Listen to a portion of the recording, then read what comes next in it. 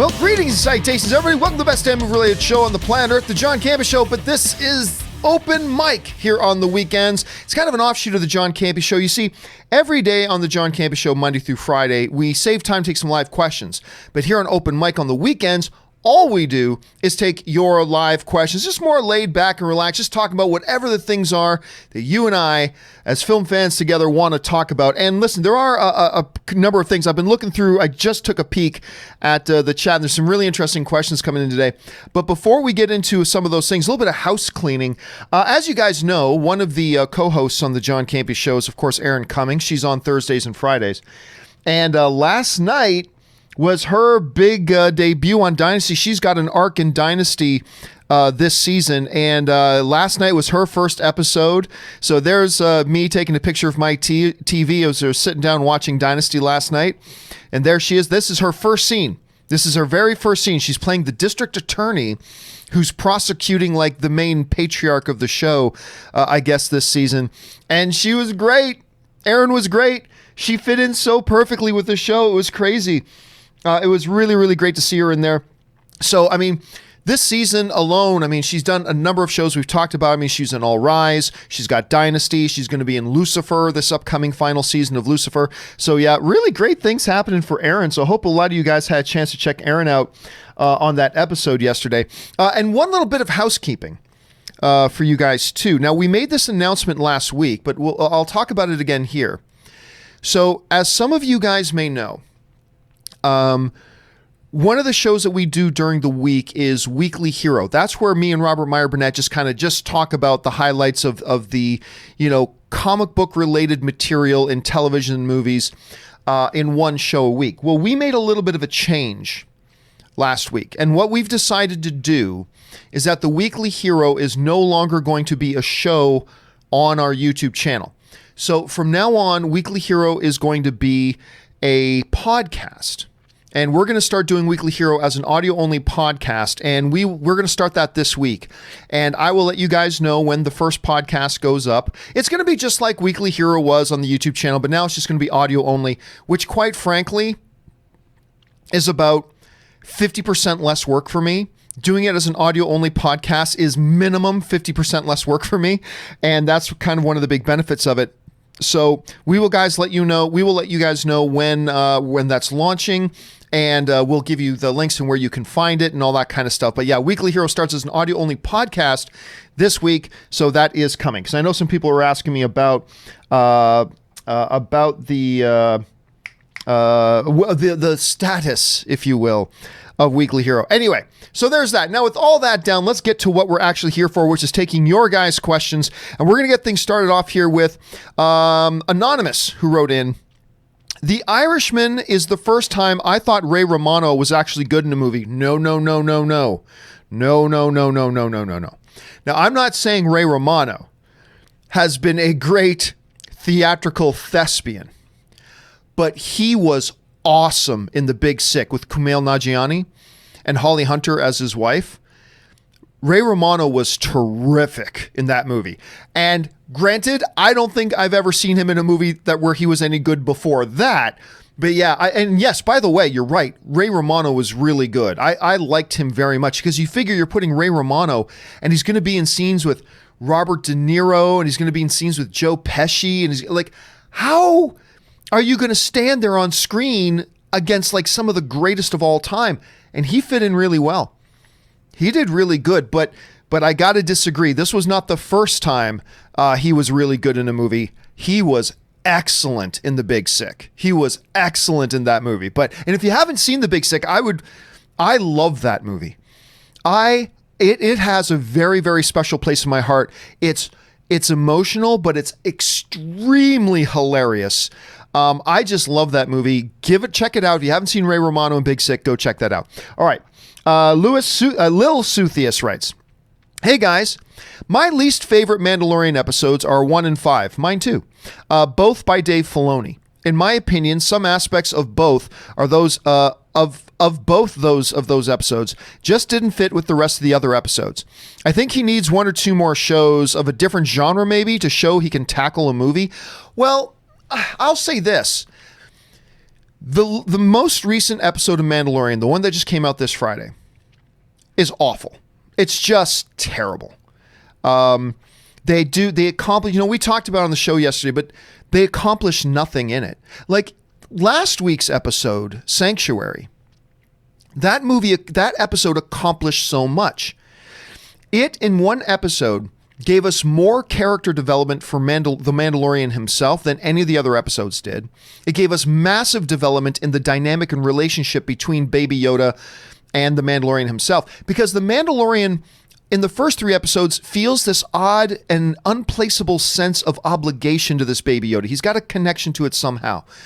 But it's not until we get to Sanctuary that they actually evolve that dynamic and relationship into legitimate affection. And he cares about this little guy now. And he wants what's best for him now. I mean, that was a massive evolution in the character dynamic and on their journey. Also, it introduced us to a brand new place in the Star Wars universe we've never been. It's brought in key new characters that are going to come into play later down the line. And so it did so much. It did so much. Nothing in this episode. There wasn't 1 ounce of character development with Mandalorian. There wasn't 1 ounce of character development with the Baby Yoda character or our understanding of the Baby Yoda character. There wasn't a single ounce of development in the dynamic between the two. All the key new characters introduced just died. And all it was, look, everybody, remember Tatooine? Ooh, Tatooine's from Star Wars. Oh my God, they're going back to Tatooine. And then look, everybody, they're going back to Mos Eisley Space Station. Remember Mos Eisley Space Station? And ooh, look, guys, they're going into the same bar that Luke and Obi. Oh, they said the Dune Seas. They said Dune Seas in the first Star Wars movie. Oh, look, there's the Sand People. Oh my, the Tusken Raiders. Oh my God, we remember the Tusken Raiders. It was pathetic. It was awful. It just sucked. And at the risk of going into like the character, the stupid young bounty hunter kid. Hey, partner. It's like, oh my God, this is so bad. It was so awful. Now, Ming-Na is awesome. Ming-Na is awesome in anything. Hell, she's even great in that piece of garbage Marvel show, the Agents of S.H.I.E.L.D. She's even awesome in that. She's awesome in give me Ming-Na every day, all day.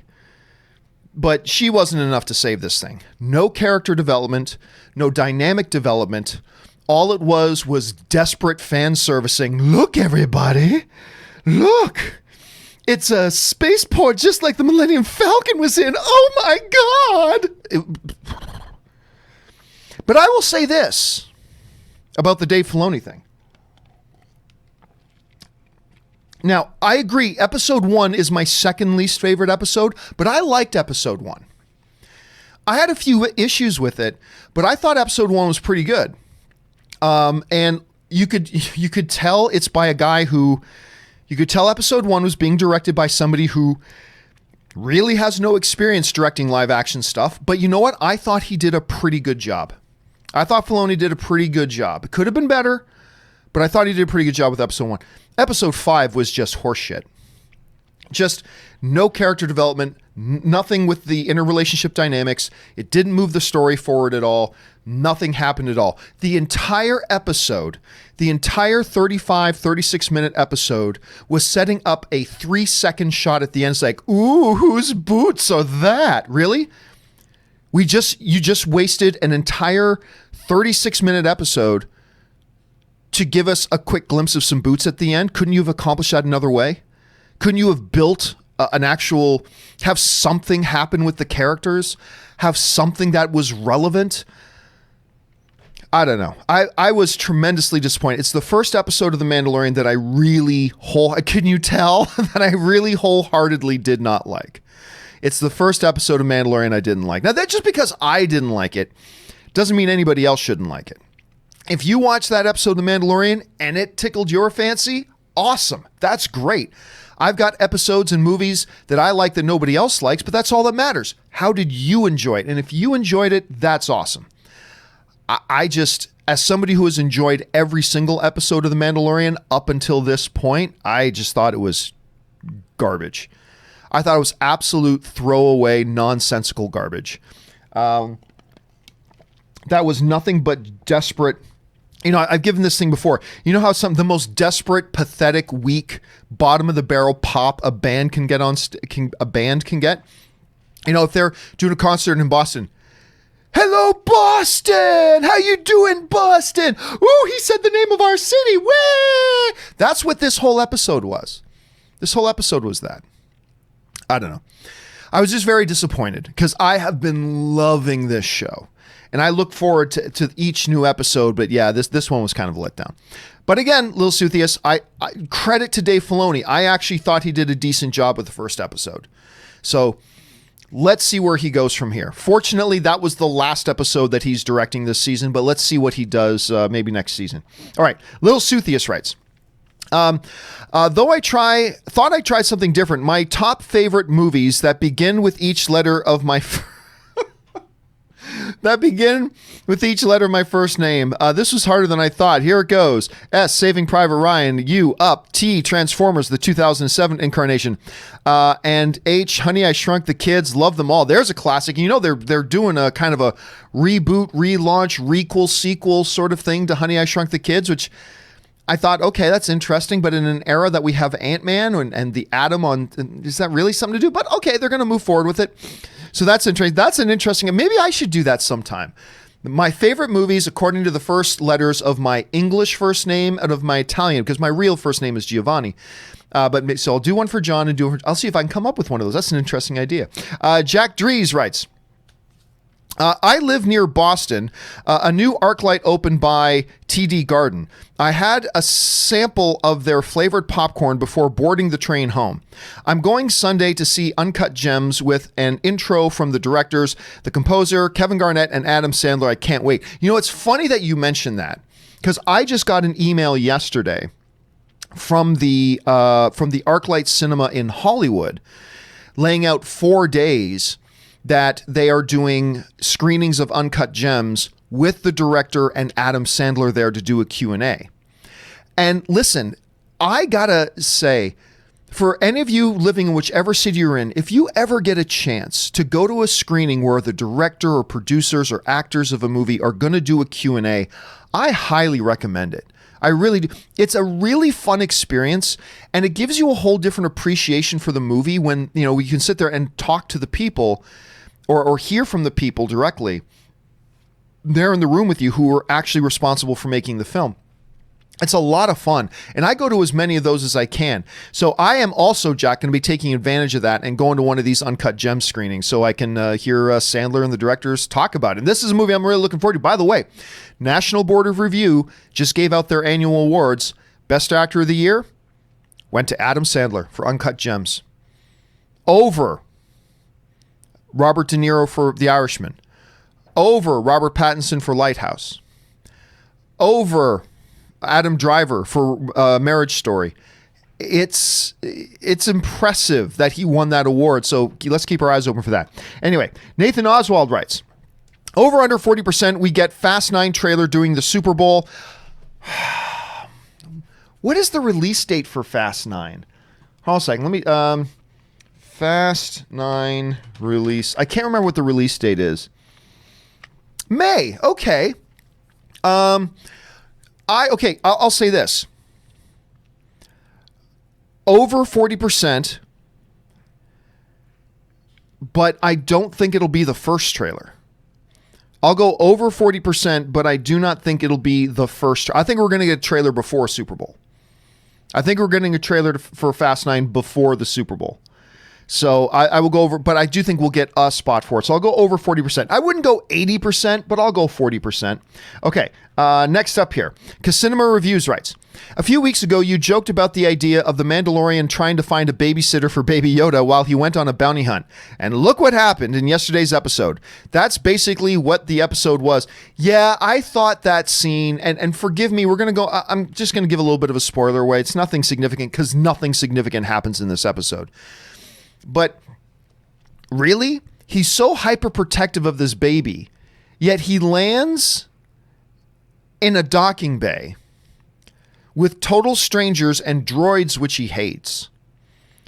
and just leaves the baby there with the door open when he knows the baby can get up and walk out of the ship? They've already seen that happen, let alone these are total strangers there. He's just gonna leave. No, I get it, but John, he wouldn't want to bring a baby Yoda into a wretched hive of scum and villainy. And okay, yeah, I get that, but he's just gonna leave it alone, parked in a strange place with the door open with total strangers that he's never met. Okay, sure. When the baby Yoda has already shown he can just get up and walk out of the ship anytime it wants. He's already done that in the show. So I remember watching that. I'm like, wait a minute, did he just leave the baby there with the door open? What? This is stupid. He wouldn't do that. Anyway, it's just a little thing, but I got to say it kind of bothered me. All right, whatever. Next up, All Might writes, I've been rewatching My Hero Academia. Everybody talks to me about My Hero Academia. My wife loves it. I've never watched it yet myself still.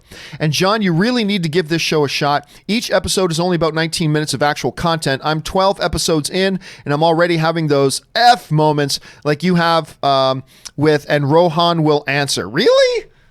Really? Okay, you might have oversold it there a little bit. You might have oversold, but listen, All Might, you're not alone, man. I've been having a lot of people, including Robert Meyer Burnett, including Anne, my wife Anne, telling me I really need to check out My Hero Academia. I'm hearing really good things about it. Everybody's saying really good things about it. So yeah, one of these days I've got to get on board. I got to get on board and give that a shot because you are just the latest in the line of people, All Might, to tell me about it. So I will. I thank you for your recommendation, and I'll add that to the pile, man, because the scales are getting tipped. I'm going to have to check this thing out one of these days.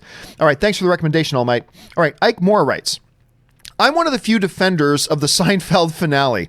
Spoiler alert, them all going to jail was deserved because while we, the audience, felt they were lovable idiots, the citizens found them to be evil. Here's the thing, though, Ike. I don't have a problem that it ends with them having to go and do some prison time. I don't have a problem with that. That's fine. But my like or dislike of the series finale of Seinfeld had nothing to do with the last 2 minutes. My like and dislike of the finale has to do with the entire rest of the episode, which I thought was just terrible. Now, I get it. You want to do a little bit of best of, but finale is not the best time to do best of. And if you're going to do that, set it up better. And I was really disappointed. You know, I love Seinfeld. It's a top 2 or 3 greatest comedies, greatest sitcoms of all time in television history to me. I love Seinfeld. I will always defend it. But the finale was a bit of weak sauce to me. But it had nothing to do, because I agree with you. I had no problem. I had no problem with at the end they get sentenced to do prison time. Had no issue with that. I'll defend that as well. When you look at what they were doing with that episode, that it ends with them getting some prison time, that made sense, and I had no problem with it. It was just the entire rest, the 99% of the show that I was kind of let down by myself. So that's me, but you know, it doesn't matter. It doesn't tarnish or hurt at all the legacy of Seinfeld. Nobody even talks about the finale anymore. It's just that show was just so brilliant. So, but I agree with you, dude. I will not defend the episode as a whole, but I'll defend the ending. The ending was perfectly fine. I had no problem with it. So I'm with you on that, Ike. All right, next one. Samuel May writes, for The Mandalorian, I don't think filler is always a bad thing, like how fan service isn't always a bad thing, just depends on how they handle it. No, filler, here's the thing.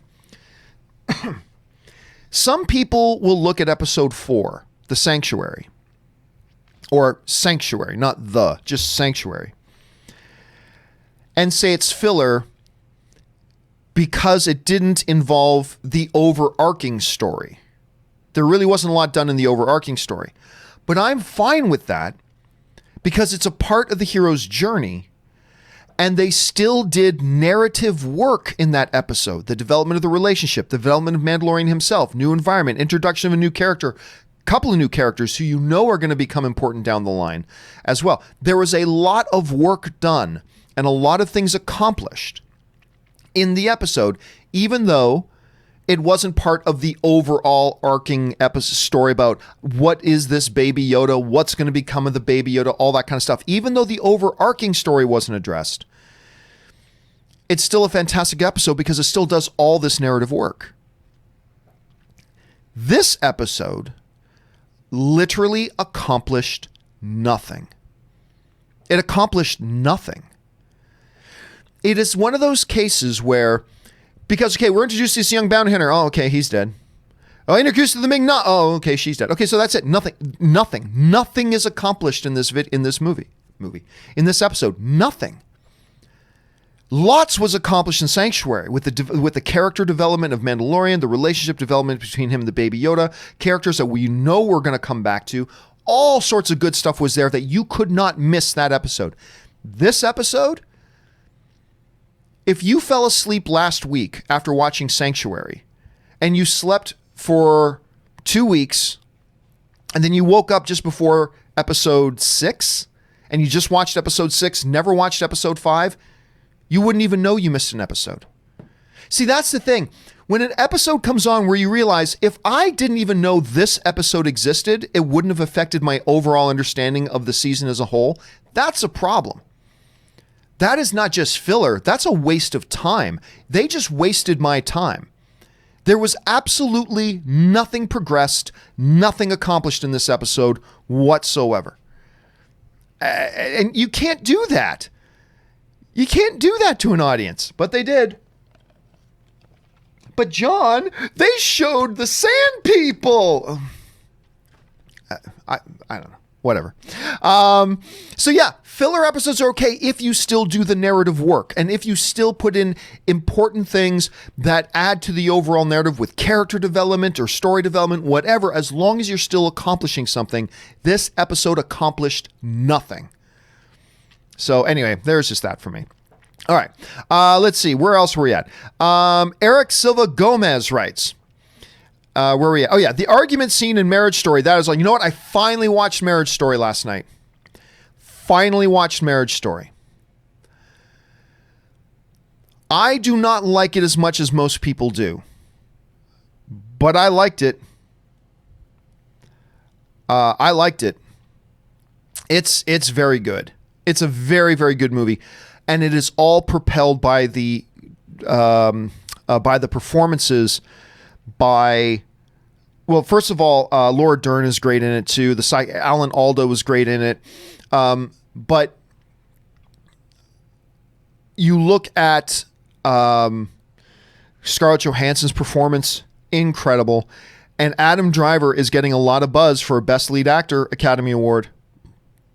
And after watching it, I can see why. And the argument scene is one of the, if not the, best acted scenes of the year. It felt, and it's well written too. It's felt so raw, where these two finally have it out, and so emotional, and it was a powerful scene, man. Powerful scene. All right, Lee Chow writes, finally saw Jojo Rabbit last night. Wow, hilarious, heartbreaking, and uplifting. Everyone was great in it, but honorable mention to Rebel Wilson. You know what? She surprised me in this movie. I surprisingly liked her quite a bit in this movie. Anyway, special honorable mention to Rebel Wilson. Haven't seen her in much because the films she's in doesn't look like my lane, but loved her so much here. Yeah, I haven't seen... By the way, that one movie she was in last year that had Liam Hemsworth in it, and it was where she wakes up in a romantic comedy. Like, something happens and she wakes up and she's in a romantic comedy, and she realizes, I'm living right now in a romantic comedy. I had no interest in seeing that, and I didn't. And it looked terrible. But I heard from a lot of people it was actually pretty good. Fine. And I like her good enough in the Pitch Perfect movies, actually. But I wasn't expecting much out of Rebel Wilson in Jojo Rabbit, and I really enjoyed her in it. So color me surprised not. Jojo Rabbit, by the way, Lee, still my number one film of the year. My top three still remain, and I've still got a few movies I need to see, but my top three still remain Jojo Rabbit number 1, Parasite number 2, and Knives Out at number 3. I think The Farewell is at number 4, and then, I might swap those two. I know I've swapped them a little bit. See, 4 and 5 for me are Ford v Ferrari and The Farewell. Sometimes I have Ford v Ferrari at 4, and sometimes I have The Farewell at 4, so that jumps back and forth, but that's my top 5 right now. Jojo Rabbit, for me, is still my number 1 film of the year, which is another Scarlett Johansson film. All right, next up, Russell Amador writes, Hey, John. News broke yesterday of Peter Skarsgård, joining the Batman in a mysterious role. Rumor has it that this role would be that of ignore rumors. What are your thoughts on this casting news? They've assembled quite the cast for Batman. I love the casting news. Peter Skarsgård is a terrific actor. Absolutely phenomenal actor. The question is he the same character that he was in Green Lantern? Is this all one big shit? Anyway, Peter Skarsgård is a wonderful actor. And one of the things, Russell, that has really impressed me about this whole Batman project that they're putting together is that every single role, they've just been going for top-notch talent. Just top-notch talent. Not the biggest names, not the sexiest names, just top-notch talent. And when you take that approach in your casting, it leads me to believe you took that approach with your script. That it doesn't automatically mean it is, but I'm just saying it gives me that impression that you're not just going for the big flashbang whiz, audience, pandering and you're going for quality storytelling. And when you're doing that with your casting, it leads me to believe, well, that's the philosophy you're bringing to your movie. And it excites me, man. I love it. I love the casting. I really do. Let's just see what role he's playing. All right. Anonymous writes in. My buddy and I managed to see 42 movies in theaters this year. That's good on you. That's almost one a week. 45 by the end, and I watched others at home. Favorite is between Jojo and Knives Out, but I haven't seen Irishman nor Parasite yet. Love being part of the film fan community, and you're in for a treat with both of those, man. Irishman is great, which is great because you can watch that at home. If you've got Netflix, you can watch it at home. That's an easy one to knock out. And I think Parasite is available. You could probably buy Parasite now on streaming. I'm not really sure, but two fabulous movies. Irishman is going to be in my top 10 when the end of the year comes. Parasite right now is my number 2, so it's going to stay in my top 5. And they're absolutely fantastic. Absolutely. And Jojo's my number 1 and Knives Out is my number 3. So you're kind of on the same wavelength with me a little bit there. I like your picks. All right. Lee Crow writes, one of my favorite shows introduced to me in the last few years is The Expanse. Me too, man. I've heard you mention it a couple times with other Amazon shows, and I apologize if I missed it, but do you like it? If so, have you seen the season 4 trailer? Looks great. I finally got turned on because I spent a good year and a half of having people, you guys, telling me, John, you got to check out The Expanse. You got to check out The Expanse. You got to check out The Expanse. So I finally got around to checking out The Expanse. And Robert Meyer Burnett kept telling me, you got to see The Expanse. I really like it. And I binge watched all 3 seasons pretty quickly. Like not in 3 or 4 days, but I got through them pretty quickly.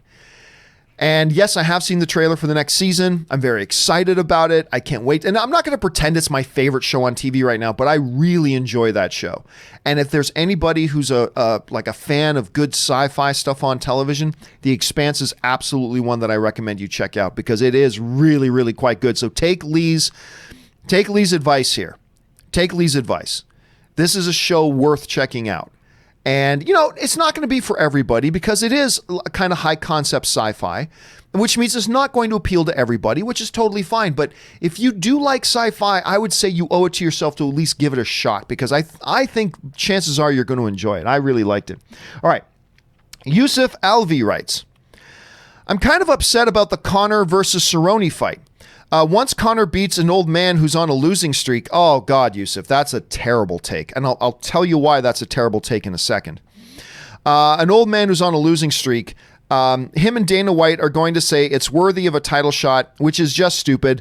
At least we get Khabib versus Tony. Okay, I'll tell you why I really disagree, Yusuf, with your take on the Cowboy Cerrone thing. Cowboy Cerrone has lost 2 fights in a very short period of time against the absolute top of the top of the top of the world fighters. He hasn't lost a fight against a number 7 ranked guy. He didn't lose a fight against a number 12 ranked opponent, which those would be great opponents too. He lost 2 fights in a row against 2 of the absolute top killers in the sport right now. That's who he lost those fights to. Prior to those 2 fights, in the last year and a half, he has been on a tear of a winning streak. Not just a winning streak, but looking really impressive in his winning streak.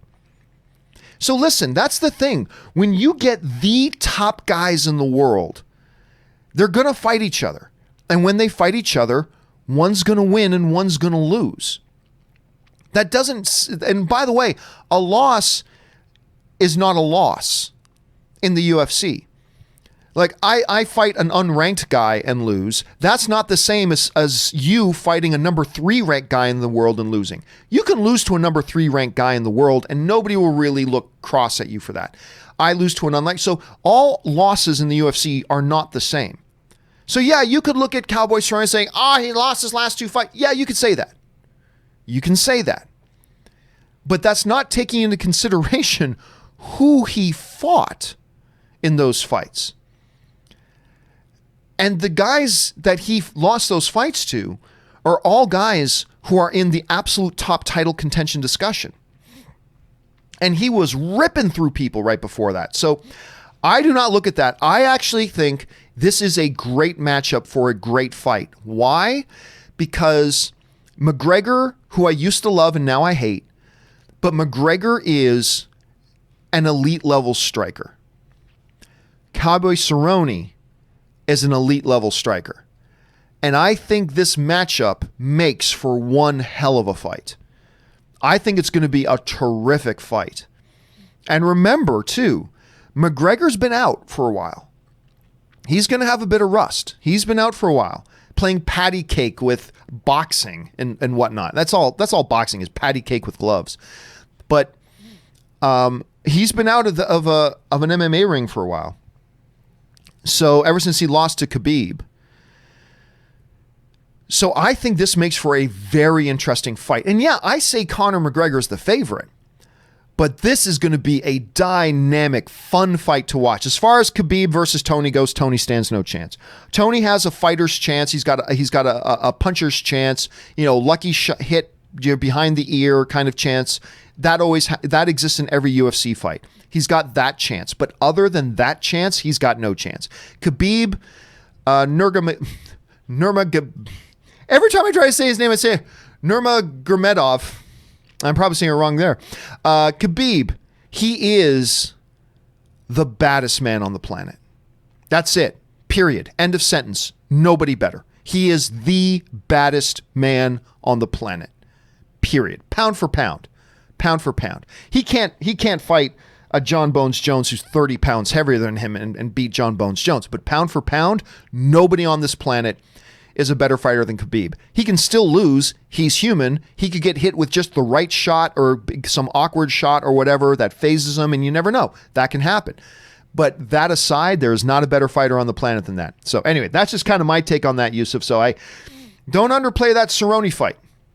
Don't underplay that Cerrone fight. I think that's going to be a great, entertaining, dynamic, highlight reel kind of fight. I really do. I give the edge to McGregor, but don't, just because Cerrone lost to 2 of the absolute top guys in the world, don't count that against them. Anyway, I'm just really looking forward to the fights. All right, Seth Lunsford writes, "Hey, John, been hanging with you since the movie blog days." Oh, thanks so much, Seth. It's always funny. A lot of people say been with you since the AMC days, and that's going back a while. But the real OGs are the ones who've been with me since the movie blog days. Those are the OGs. So thanks for that, Seth. I know your ideology on X actor and Y role, but I would absolutely love to see Tom Hardy play a Sith Lord in an Old Republic film, maybe dueling it out with Master Keanu Reeves. Dude, chills. No. And I'll tell you why no. Because you don't know what those characters would be. If they did write an Old Republic movie of some sorts, you don't know the details and the specifics and what that Sith character would be. And it may turn out that the Sith character they write is completely a non-fit for Tom Hardy. See, this is the reason, Seth, this is the reason why I don't play, or at least I normally won't play, the X actor and Y role game. Because not only is, just, hey, look, as long as you just get a talented person, that's the most important thing. The thing is, you don't know the scripts and I don't know the scripts. And for all we know, a Tom Hardy and a Keanu Reeves would be the absolute worst casting for whatever particular characters they make. So what you've got in your head is a 3-minute YouTube video of, Tom Hardy dressed up like a Sith and Keanu Reeves dressed up in Jedi and them fighting it out in a really fun 3 to 5 minute YouTube video. But those aren't motion pictures. And we don't know motion pictures, and we don't know any particular movie because we've never read the scripts of them prior to the movies getting made, right?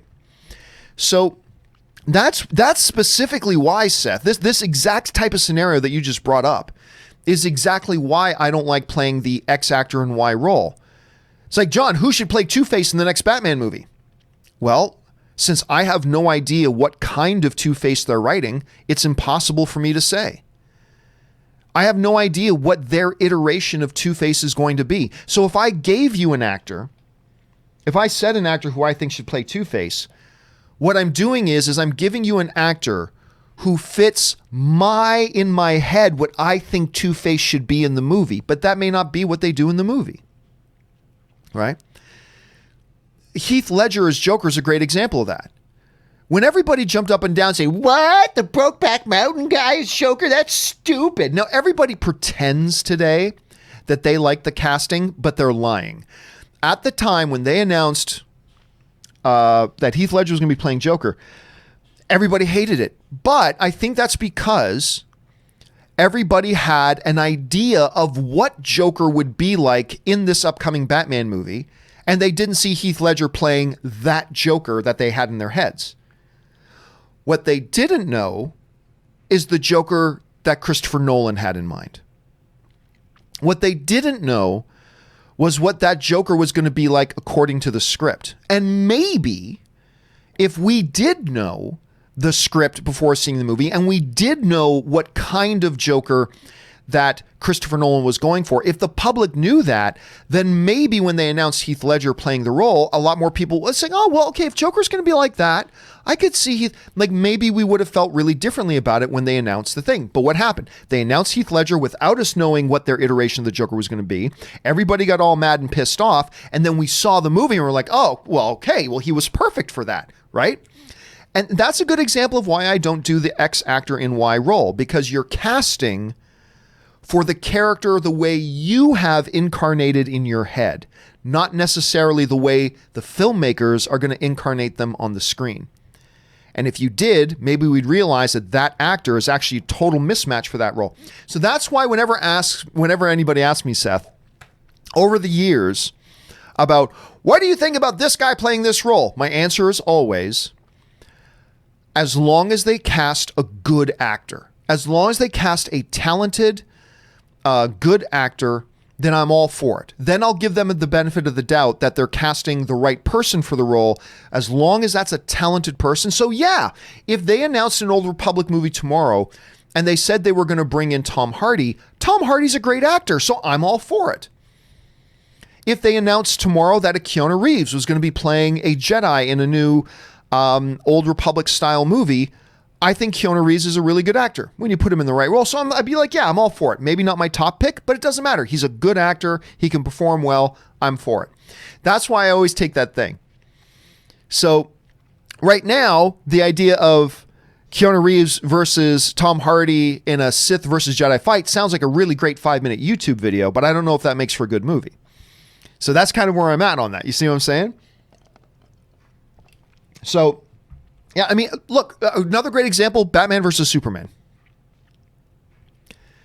Everybody wanted Bryan Cranston as Lex Luthor, right?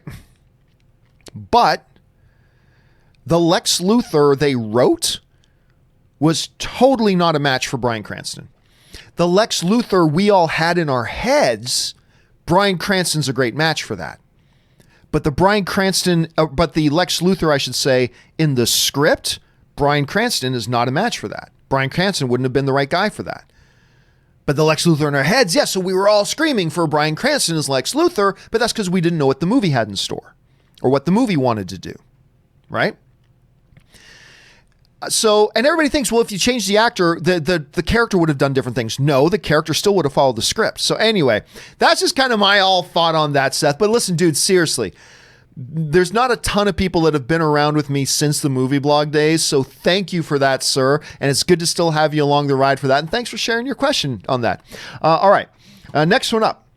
Micah T writes, I've always been in line with your views on Black Widow when it comes to having her own movie. But after that trailer, I have to admit I'm excited now. And listen, Micah, I'm not far off from that, man. Because like what Micah means by when I'm saying my views on Black Widow, ever since the first Avengers movie, I've said I love the Hawkeye character and I love the Black Widow character. But I'm not interested in standalone movies for either of them. I think they are fantastic accentuating characters for every MCU movie, but I don't see them in their own standalone things. I'm not interested in their own standalone things, to be honest. So what are we getting this year? Within the next year, we're getting a Hawkeye show and we're getting a Black Widow movie. That said, I saw this new trailer, and I'd be lying if I told you I didn't get at least a little bit excited for it. It's a good trailer, man. And remember, the job of a trailer is to move your needle. No matter how little excited or how immensely excited you are for a movie, the job of a trailer is to take that excitement level and bump it up a couple of notches. And I got to say, while I am not excited about a Black Widow movie, this trailer intrigued me. And I now suddenly find myself going, okay, let's see this Black Widow movie. And I got to say, Micah, it did the same thing for me, man. It did the same thing for me. All right, Nick C. writes, hey, John, been a fan since the AMC days. Thank you so much for that, Nick. Keep up the great work and have a wonderful Christmas. Oh, thank you so much, man. And I guess, yeah, we are in December. It's fair. It's fair to start wishing everybody a happy holidays and Merry Christmas. And we're in December now. It's hard for me to imagine. It's December 7th. It's hard for me to wrap my head around that we're this close to Christmas now. But anyway, Merry Christmas and happy holidays to you as well, Nick. Thanks for sending that in, man. All right, Thunder Knight writes, I've just recently self-published my first novel. Bravo, sir. Everybody talks about wanting to write a book. Few people actually sit their ass down and do the work. Good on you, man. I just recently self-published my first novel with Amazon, but I'm unsure about the best way to advertise. Do you have any tips? Honestly, I have none. Marketing is not my forte. Now, I can look at marketing and I can know if marketing is good marketing or bad marketing, but I'm as much of a dunce as anybody when it comes to, well, how do you then do good marketing? I don't know. I mean, I can look at marketing. I can eat a bowl of ice cream and tell you if it tastes delicious or terrible, but I don't know how to make a delicious bowl of ice cream. I don't know anything. Look, when I did my novel, The Pride, I had a built-in advantage. And that built-in advantage was that I already had a little bit of a social media following. Not much compared to many people, but a little bit. Like, what do I got now on Twitter? Hold on a second. What do I got now on Twitter? Like 80... What do I have on Twitter right now? I'm not sure. Hold on a second. Twitter. How many followers do I have on Twitter? Maybe if I actually pulled up and didn't misspell it and pulled up the right thing. Okay, so right now I have like 85,000 followers on Twitter. That's big compared to some people, tiny compared to others. I think at the time when I published The Pride, I think I had somewhere around 50,000 followers. But that's still 50,000 followers, right? So I had an advantage that right there, and that's not even counting my followers on Facebook or YouTube, or whatever. I have an audience of 50,000 people that I can just put out a couple of tweets saying, guys, I've got this movie. And now there are 50,000 people who are at least aware of my book. And so I was able to sell as many copies as I did, which, by the way, thank you to everybody who bought copies of my first little attempt at writing a novel. But how I would have marketed it or advertised it outside of my already built-in kind of advantage, I honestly don't know. That is absolutely not my forte. What I can say is, regardless of scale, leverage your social media. You know, whether you got 50 followers or 500 followers, leverage your social media. Just make sure everybody who is connected to you knows about your book and knows what it's about and knows where and how they can get their hands on it. And then hopefully it spreads. Hopefully it spreads. But honestly, I am no expert on how to market something. I can tell you whether I think something is good marketing or bad marketing, just like I can tell you if a bowl of ice cream is good or bad, but I can't tell you how to make that bowl of ice cream. I'm clueless when it comes to that. And I'm clueless when it comes to this as well. But listen, Thunder Knight, I cannot stress enough. Good on you for not just doing what everybody else does and talk. Oh, I'm going to make a movie someday. I'm going to write a book someday. Blah, blah. Yeah, everybody does that. Few people do what you did, which is you sat your ass down, you did the work, and that's something you should be proud of. It doesn't matter if you've written the world's greatest novel or not. You actually sat down and you did it while everybody else talks about it. So good on you, man, and congratulations on that. And hey, if you find out any great secrets about marketing your material, please let me know because I am a student as well, my friend. All right, let's see what's next here. Donaldo Martinez writes, will Disney start a new X-Men animated series or continue where previous ones left off since we won't be getting live action movies anytime soon? Well, you're not going to get an animated thing anytime soon either. I mean, so that's the thing. Number one, they absolutely should not pick up where other ones left off. Disney should not assume any of that. If you're going to start a new one, start from scratch. Because if you start something new and it's just a continuation of something you did before, you are massively limiting your audience. Because you're now completely limiting your audience to that small segment of the audience that actually saw the previous X-Men stuff, the previous X-Men animated stuff, which is not a big number contrary to popular belief. Whereas if you start something brand spanking new, then everybody is a potential audience member. So I don't know if we can expect X-Men animated anything prior to getting some live action X-Men. But if they do, my $5 would be on that it's completely something new from scratch, not a continuation of anything done before. That would be my guess. I could be wrong totally could be way off. I'm not willing to put $100 on that, but I put $5 on it. So that's my guess right now. All right. Anonymous writes, episodes 1 through 3 were about Anakin. Episodes 4 through 6 were about Luke. All 6 tell the story of Anakin, but do you think the narrative shift and focus in the original trilogy should defend the decision to make a 7 to 9? Some fans... Let me try this again. All 6 tell the story of Anakin, but do you think that the narrative shift and focus in the original trilogy... The original trilogy wasn't a shift. The original trilogy was the first thing we got. How could there be a shift? I'm trying to follow you here. Do you think the narrative shift and focus in the original trilogy should defend the decision to make a 7 to 9 to some fans, since 7 till 9 tell the Skywalker story too, just from a different point of view? I'm not quite sure I follow what you're saying, especially when you say that the shift in focus in the original trilogy, because the original trilogy was the original trilogy. There's no shifting going on. But let me get to the last part of your question, though. Make 7 through 9 some fans, since 7 to 9 does tell the Skywalker story too, but from a different point of view. See, the way I've been looking at the new trilogy so far, and this perception, by the way, could totally change once we see episode 9. My perception has been that it's still the story of Luke Skywalker. Only now we've moved from the pre-Luke Skywalker story, which is the prequels, right, of Luke. So we understand everything about where Luke comes from, what his heritage is, and what puts him in the scenario that he's in. Then we get into Luke in the original trilogy. As you know, now he's the great hope. He's the hope. He is the new hope. He's the new hope. And now, as the car continues to move and we get into the new trilogy, now the story is being told looking back on the legacy of Luke and how that has affected where the universe is now. So yeah, even though, like, I had a discussion with a friend of mine about, you know, they're calling this the end of the Skywalker Saga, but this set of films hasn't really been all that much about the Skywalkers. My argument to that is that we're in the closing chapters where now we're dealing with the implications and the ramifications of the Skywalkers, and that's what we're wrapping up here. So the Skywalkers are still a part of it. Leia's still there, Luke is still there, what have you. But now it's really more dealing with the repercussions of what the Skywalkers' effect on the universe has been.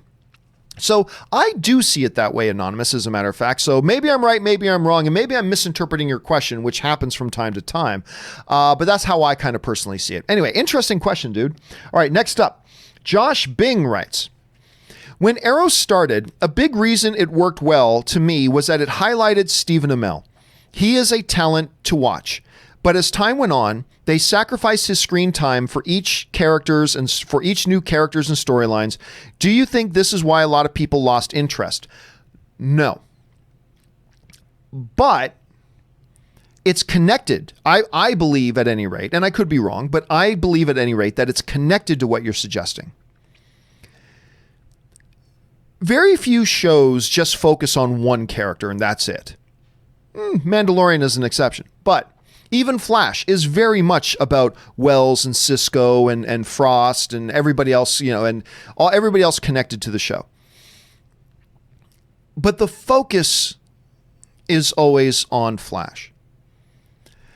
I believe they have kept the focus on Arrow, but the focus became diluted and then became diluted again over the years. See, Flash, as the seasons progressed, it stayed the same core. Flash, Cisco, Caitlin, that's your core, and Iris. There's your core. It has always stayed that core.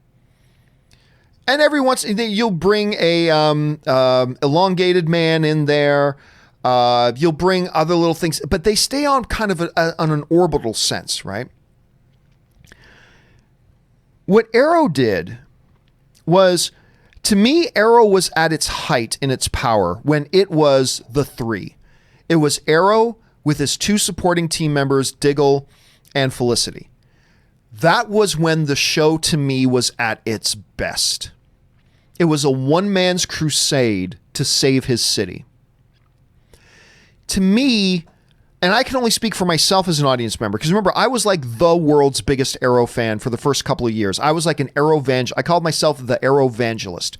I was evangelizing for Arrow everywhere I went, telling everybody, you need to watch a show, you need to watch a show, you need to watch a show. I loved the first few years of Arrow.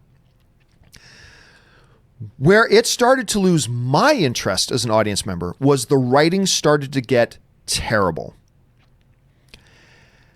And they started shifting focus. And then all of a sudden, it's Roy, and it's Thea, and it's other people. And then they're all gone, and even that Sandman kind of guy, I can't remember who that guy's name is. And then they're all gone, and then another news like, oh, you have a gun and a hockey mask.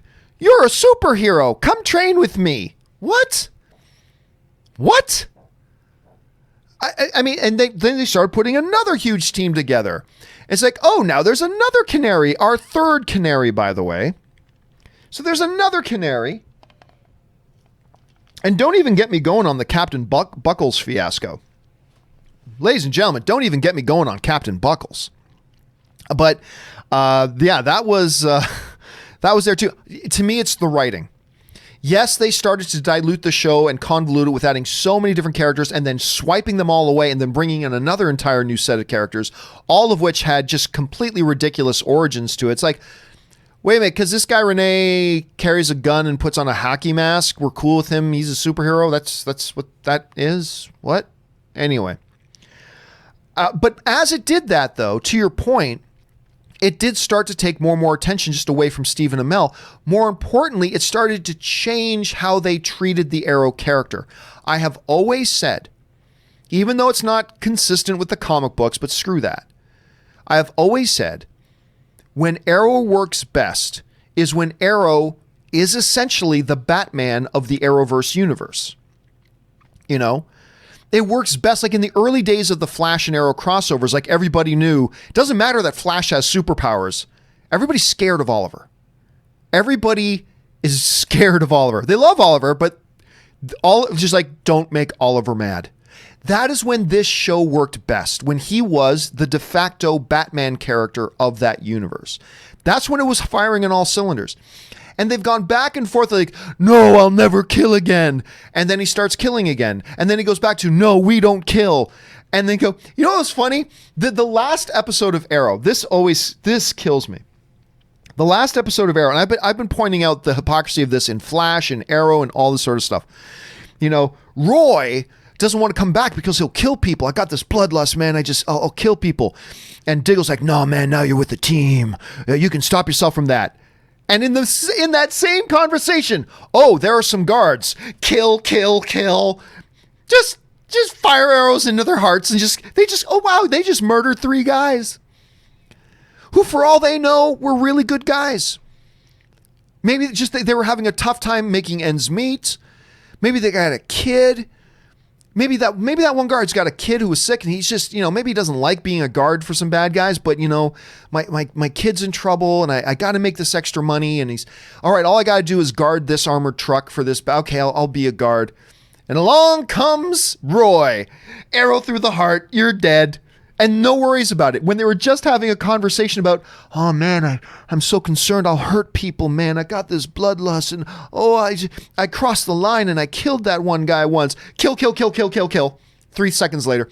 This complete inconsistency in their universe. So to me, it's part of emphasis being taken off of Oliver, but that has been a result of just bad writing. For whatever reason, they had some really great writing the first couple of years, and then the writing just became bad. With some highlights. Over the last couple of years, there have been high moments, too. Don't get me wrong. There have been highlight moments, and Stephen Amell has remained terrific in it. But yeah, that to me has been the big problem.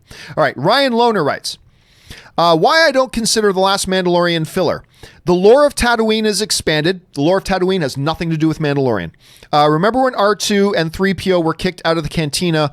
Will now droids run the place? Again, completely irrelevant to the story of Mandalorian or anything to do about it. And it very much feels from that last shot that we'll be seeing Ming-Na when again. I mean, I hope you're right, but I thought they made it pretty clear she's just dead. I thought that last shot was just to go, ooh, somebody with boots has come across the body, so somebody's tracking them down. Could be wrong about that. I mean, at least if Ming-Na comes back, that's something. At least that's something.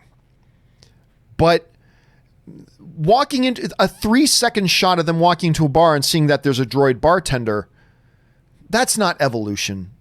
I mean, that gives us something of an interesting perspective on something that has nothing to do with The Mandalorian or its core characters or its story whatsoever. So I got to disagree with you on that. And by the way, being filler is fine as long as you're advancing the narrative or giving your main characters character evolution and the dynamics of those relationships. As long as you're doing narrative work there, filler episodes are fine. They're perfectly fine. They can actually be some of your best episodes if they're done right. There was nothing of consequence done in the show. Other than the entire 36 minutes was to show a 5-second shot at the end of somebody's boots. Really? We needed an entire 36-minute episode for a 5-second shot? That's what this whole episode was about? Yeah, that's some pretty shitty television making. Anyway, that's just my thought, Ryan. That's just mine. Again, I don't want to yuck on anybody else's yum, though. If I'm not going to try to talk anybody out of liking this episode. If you like the episode, that's great. And you shouldn't change your mind just because I don't like it. But if you're going to ask me about it, I'm going to tell you what I think about it and why I think it, but that doesn't mean you should change your mind, though. Doesn't mean you should change your mind. All right, next up, Mason Larkins writes, Venom 2 adds Stephen Graham to the cast, and now, according to Cinema Blend, are considering going R-rated.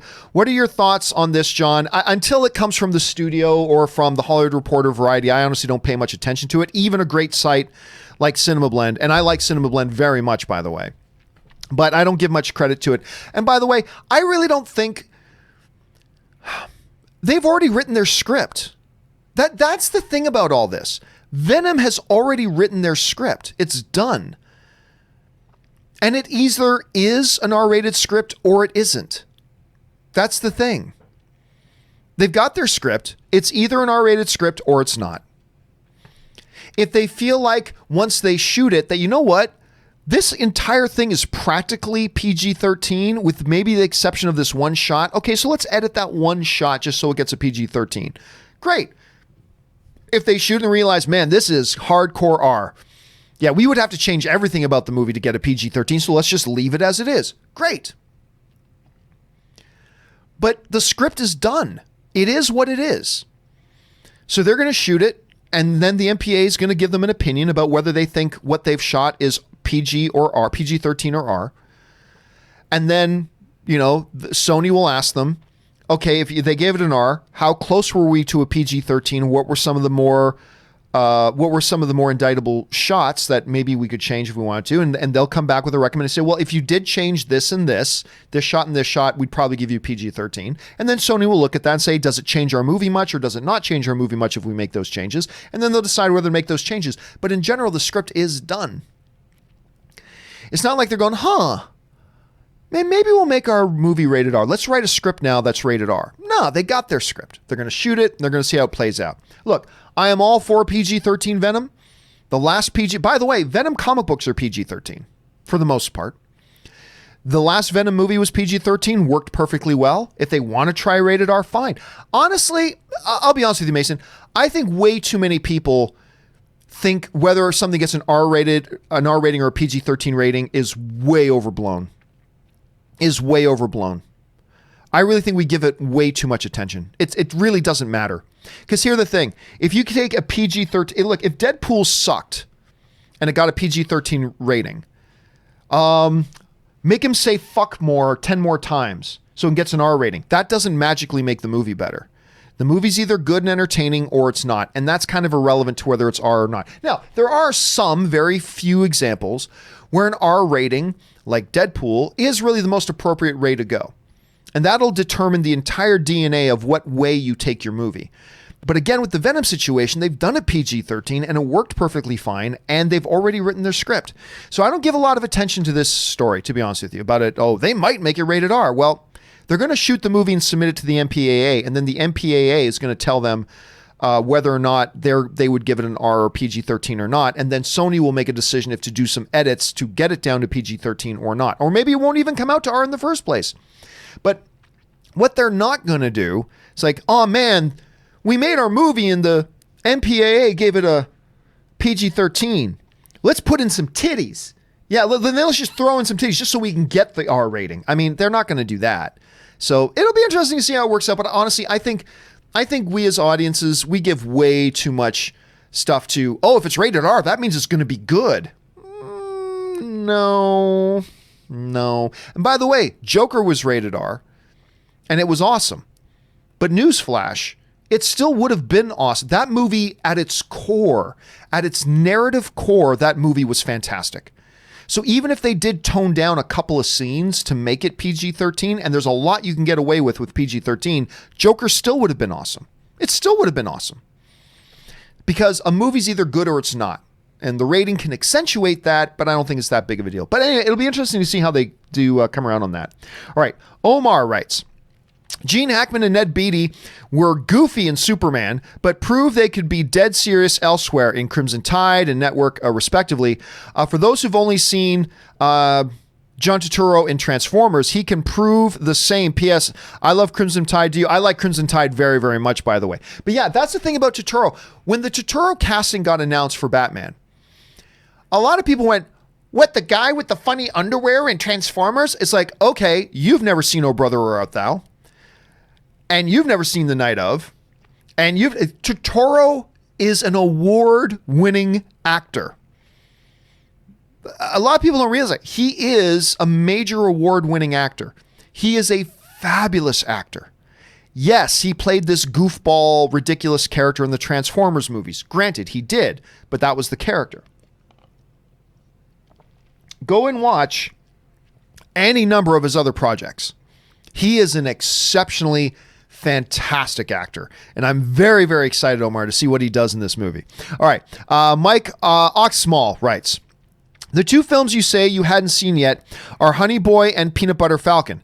But what about Last Christmas, Playing with Fire, this is a John Cena movie, 21 Bridges, and Oscar caliber Playmobil movies? Who knows? Those films may subvert expectations. Well played, Mike. You're right.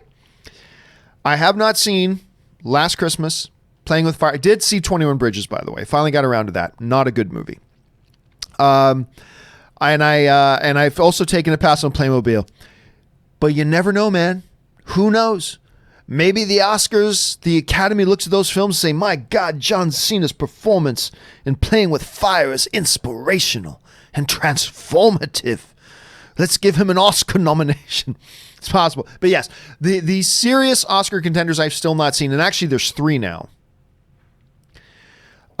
It's Honey Boy, Peanut Butter Falcon, and Beautiful Day in the Neighborhood. I still haven't seen that. My wife and I were just laying in bed last night, and Anne was like, because Tom Hanks is Anne's all-time favorite human being, and so the fact that we still had not had a chance to run out and see this movie yet is crazy. It's absolutely crazy. All right. Tom Gillard writes, can you say this episode was filler without having seen the next episode? Isn't that like saying the first act of a movie was pointless before the movie is over? No, because you can tell in an episode, first of all, first of all, you can tell there was no development in the Mandalorian himself. They did no character development in the Mandalorian. There was no evolution in his character in this episode, like there was in episode 4. There was no evolution in the dynamic between the relationship between Baby Yoda or Mandalorian, like there was in episode 4. And then, even with new character introduced, like you got, I'm the new kid bounty hunter. Well, that's not going anywhere because that dude dead. So that's not going anywhere. So no, you can very clearly look at an episode and say this was absolute, and it wasn't filler. It was a waste. It was a waste of 36 minutes. You could take that episode out and you'll never miss a beat. The one exception to that, the one asterisk to that is if Ming-Na is actually not dead. As somebody a little bit earlier kind of suggested. If Ming-Na isn't dead, well, then there's something. There's at least something that has consequence after this episode. That becomes the one saving grace. But again, it's still an episode with no character development, no dynamic development, no narrative development, all that kind of stuff. But if Ming-Na is dead, then it really is absolutely zero. You could have missed this episode, jumped right to episode 6, and you never would have known that you missed an episode. That's when you know you've got a really bad episode of television. If you could have skipped that episode and gone right to the next episode and never even would have realized that you missed anything at all, that's a sign of a bad episode, and that's what episode 5 was. With the only possible exception maybe being if, as the theory came up earlier, that Ming-Na's character is still alive. But even that doesn't salvage much. But it would be something. At least that would be something. So I'll have to wait and see. All right. Jason Espinoza writes, I'm with you, John. Episode 5 was of The Mandalorian was seriously disappointing. And what a waste of Ming-Na Wen. I mean, I like the character in it. There's a nice little fight scene. That was cool. Nice little fight scene. And listen, you give me any excuse to put Ming-Na Wen on screen, I'm going to watch and be interested. Now, I've told this story before, but it's funny. See, Disney knows that I don't like Agents of S.H.I.E.L.D. At least, they've never admitted this to me. The PR people at Disney, and I know PR people from every single studio, but the PR people from Disney have never admitted this to me. But I am 100% certain that this is true. The people at Disney know that I do not like Agents of S.H.I.E.L.D. and that I shit on it a lot. Other than Clark Gregg, who is awesome. Give me Clark Gregg all day, every day. And other than Ming-Na Wen. But I just don't like that show. I think it's a terrible show. Others like it, and that's great. I think it's a terrible show. Anyway. Every time I go to some premiere, some Disney premiere or whatever, big event, they always, with maybe one exception I can think of, they always seat me right in the middle of the Agents of S.H.I.E.L.D. cast. Now, I don't mean Clark Gregg here, Ming-Na Wen sitting right beside me, but I mean, you'll got a certain section of seats and they'll always put me in the section of seats with the Agents of S.H.I.E.L.D. cast.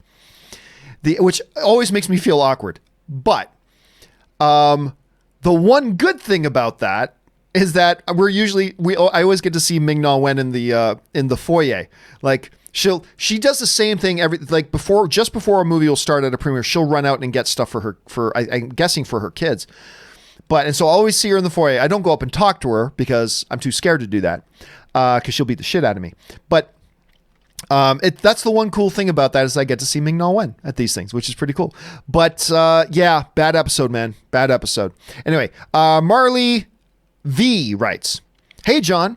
Have you seen Marriage Story yet? I finally saw it last night. Thoughts? I think Baumbach has made a masterpiece, and Driver and Johansson have both given the performances of their careers. Laura Dern's monologue on Virgin Mary earned her a supporting actress nomination." That was when she's going on about, without giving a spoiler, there's a scene where Laura Dern's going on about how there's a different standard between how fathers and mothers are judged. And it's a terrific scene. It really is a terrific scene. I'll tell you this.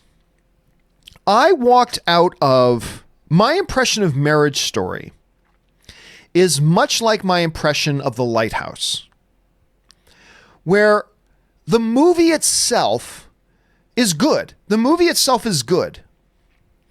What is really the meat of this movie, though, is the performances of Adam Driver and Scarlett Johansson.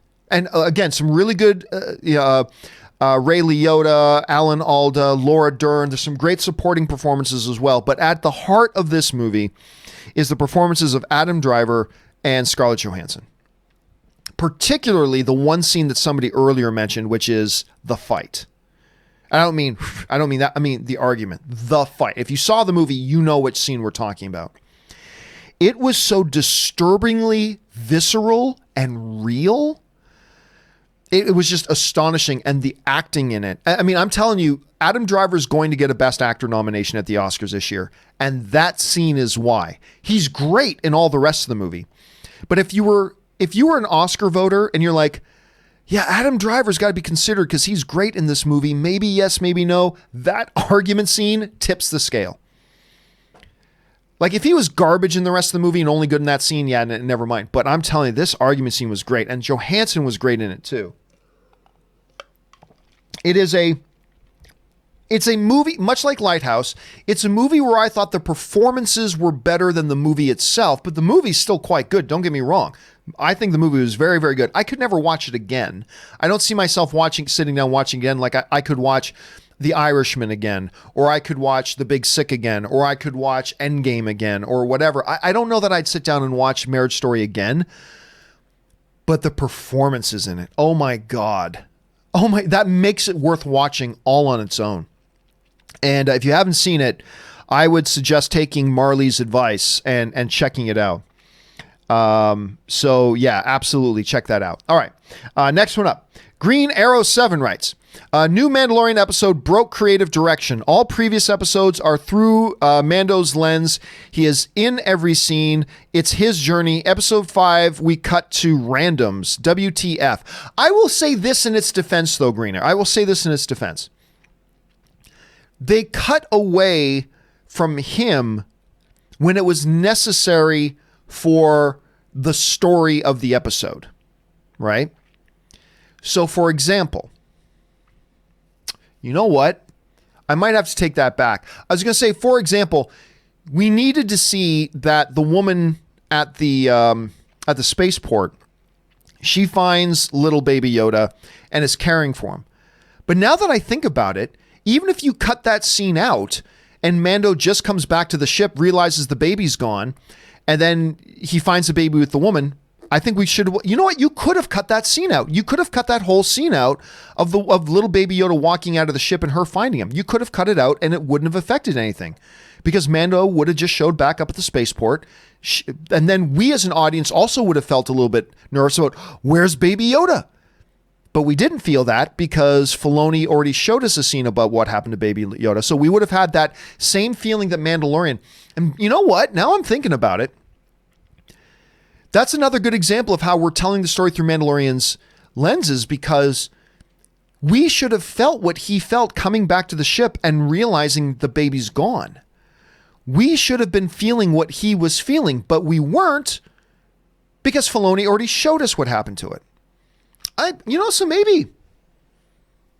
maybe. And you know what? It would have been a much better reveal now that I think about when Ming-Na is convincing the kid, you should, That shouldn't have been revealed there. That should have been revealed. We should have found out about the double cross when Mandalorian found out about the double cross. So you know what, Green Arrow? I was going to start off by saying, you know what? No, in the episode's defense, they needed to do this and this. But now that I'm stopping to think about it, it's like, no, actually, those examples hurt the episode. And it's like, we should have shown back up to where Ming-Na and the other bounty hunter were with the Mandalorian. And the double cross should have surprised us. And then in dialogue should have been revealed, she made me realize that there's a much better, bigger thing on you. And then he should have turned and shot her and then put the gun back on Mandalorian. Yeah. Yeah, he should have come back, found Ming-Na dead, and then when encountered the bounty hunter later, it should have been like he should have figured it out. You know what, Green Arrow? You're absolutely right. That made the episode even worse in my mind. Now I realize the episode is even worse than it was. Thank you for pointing that out to me. And I was about to defend it, but you made me realize otherwise. Thank you for that. All right, Jay Master writes. Where are we at with Jay Master? Hold on a second here. Okay, Jay Master writes. One of two. Did you watch the trailer for Togo starring Willem Dafoe that will stream on December 20th on Disney+? Also, Frozen 2 will be the third film of 2019 to stay at number one for 3 weekends in a row at the box office. It is tracking the film for 40 million plus on this weekend. And yeah, that's roughly right. A little bit over a 50% drop from the previous week. That's totally in line.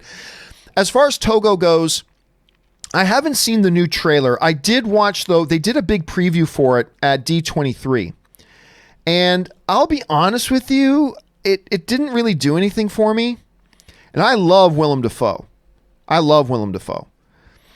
But that didn't do much for me. But I should probably still give the trailer a shot because I wasn't that big of a fan of the preview they showed us of Black Widow at D23, but I do really like the new trailer. So I should probably give Togo trailer a shot. I know I wasn't all that impressed with what I saw at D23 from it. So that's just me. But hey, it's Willem Dafoe. So you got to give anything Willem Dafoe is in a chance. And as far as Frozen 2, yeah. I mean, that's why when some people ask me, like only three movies, maybe 4 later, will have even been number one for 3 weekends in a row. I think the record is something like 12 weeks. That record's never going to be beat. I can't remember the exact number right now, but the record of the longest streak at number one at the box office for number of weeks in a row is a record that will never be beat. We'll never come close. The movie industry has just changed too much these days. Like it's hardly ever that you get a movie that's number one for 4 weeks in a row. It happens, but it's super rare. Like 10, 11, 12 weeks in a row. I don't know that's ever going to happen again, Jay. I really don't. All right. James Argenta writes, over under 8%, non-Kingdom Come Batman in Crisis. I'm going to go under 8%. I wouldn't say zero, but 8% is still a little bit high for my comfort. All right, John McKinney writes, would Disney do a better job with Star Wars if Michael Eisner were in charge? He wasn't perfect, but much better than Bob Iger, in my opinion. First of all, Bob Iger has taken Disney to being the most dominant media company in the world. That's what Bob Iger's done. Bob Iger has overseen Disney with key acquisitions, made them massively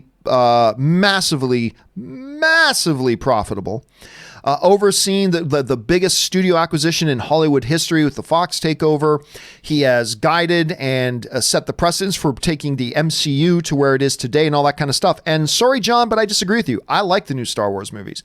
I'm a diehard, lifelong Star Wars fan. I know more about Star Wars than, I'm an idiot when it comes to almost everything in life and about everything important. But when it comes to Star Wars, there's not many people know more about it than me. There are some, obviously, but that's really not a testament to how smart I am. That's a testament to how pathetic my life is and that I've focused on nothing else in my life except Star Wars, which is actually kind of sad. Maybe I need to reflect on my life a little bit more about that. At any rate, and as somebody who is a diehard, lifelong Star Wars fan, I can tell you I really like the new movies. I like the new movies very much.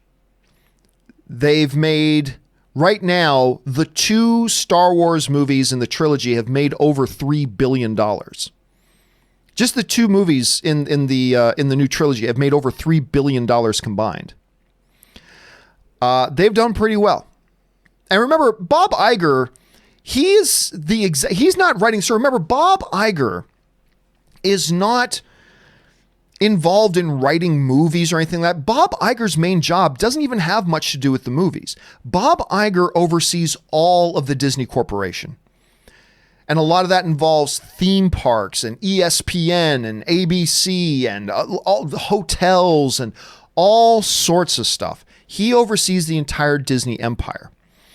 Now, his general, why am I suddenly freezing? Alan Horn. His general, Alan Horn is the guy, he has in charge of everything that has to do with movies at Disney. Alan Horn is the main guy. You know, I mean, obviously the main creative force behind it is Kevin Feige, but when you ask Kevin Feige gives all the credit to Alan Horn. Well, Alan Horn's his boss. But anyway, Alan Horn is the one who's facilitated everything for Kevin Feige to make the MCU the greatest thing in the world and blah, blah, blah. And then after Alan Horn, then he's got his little generals that run each division.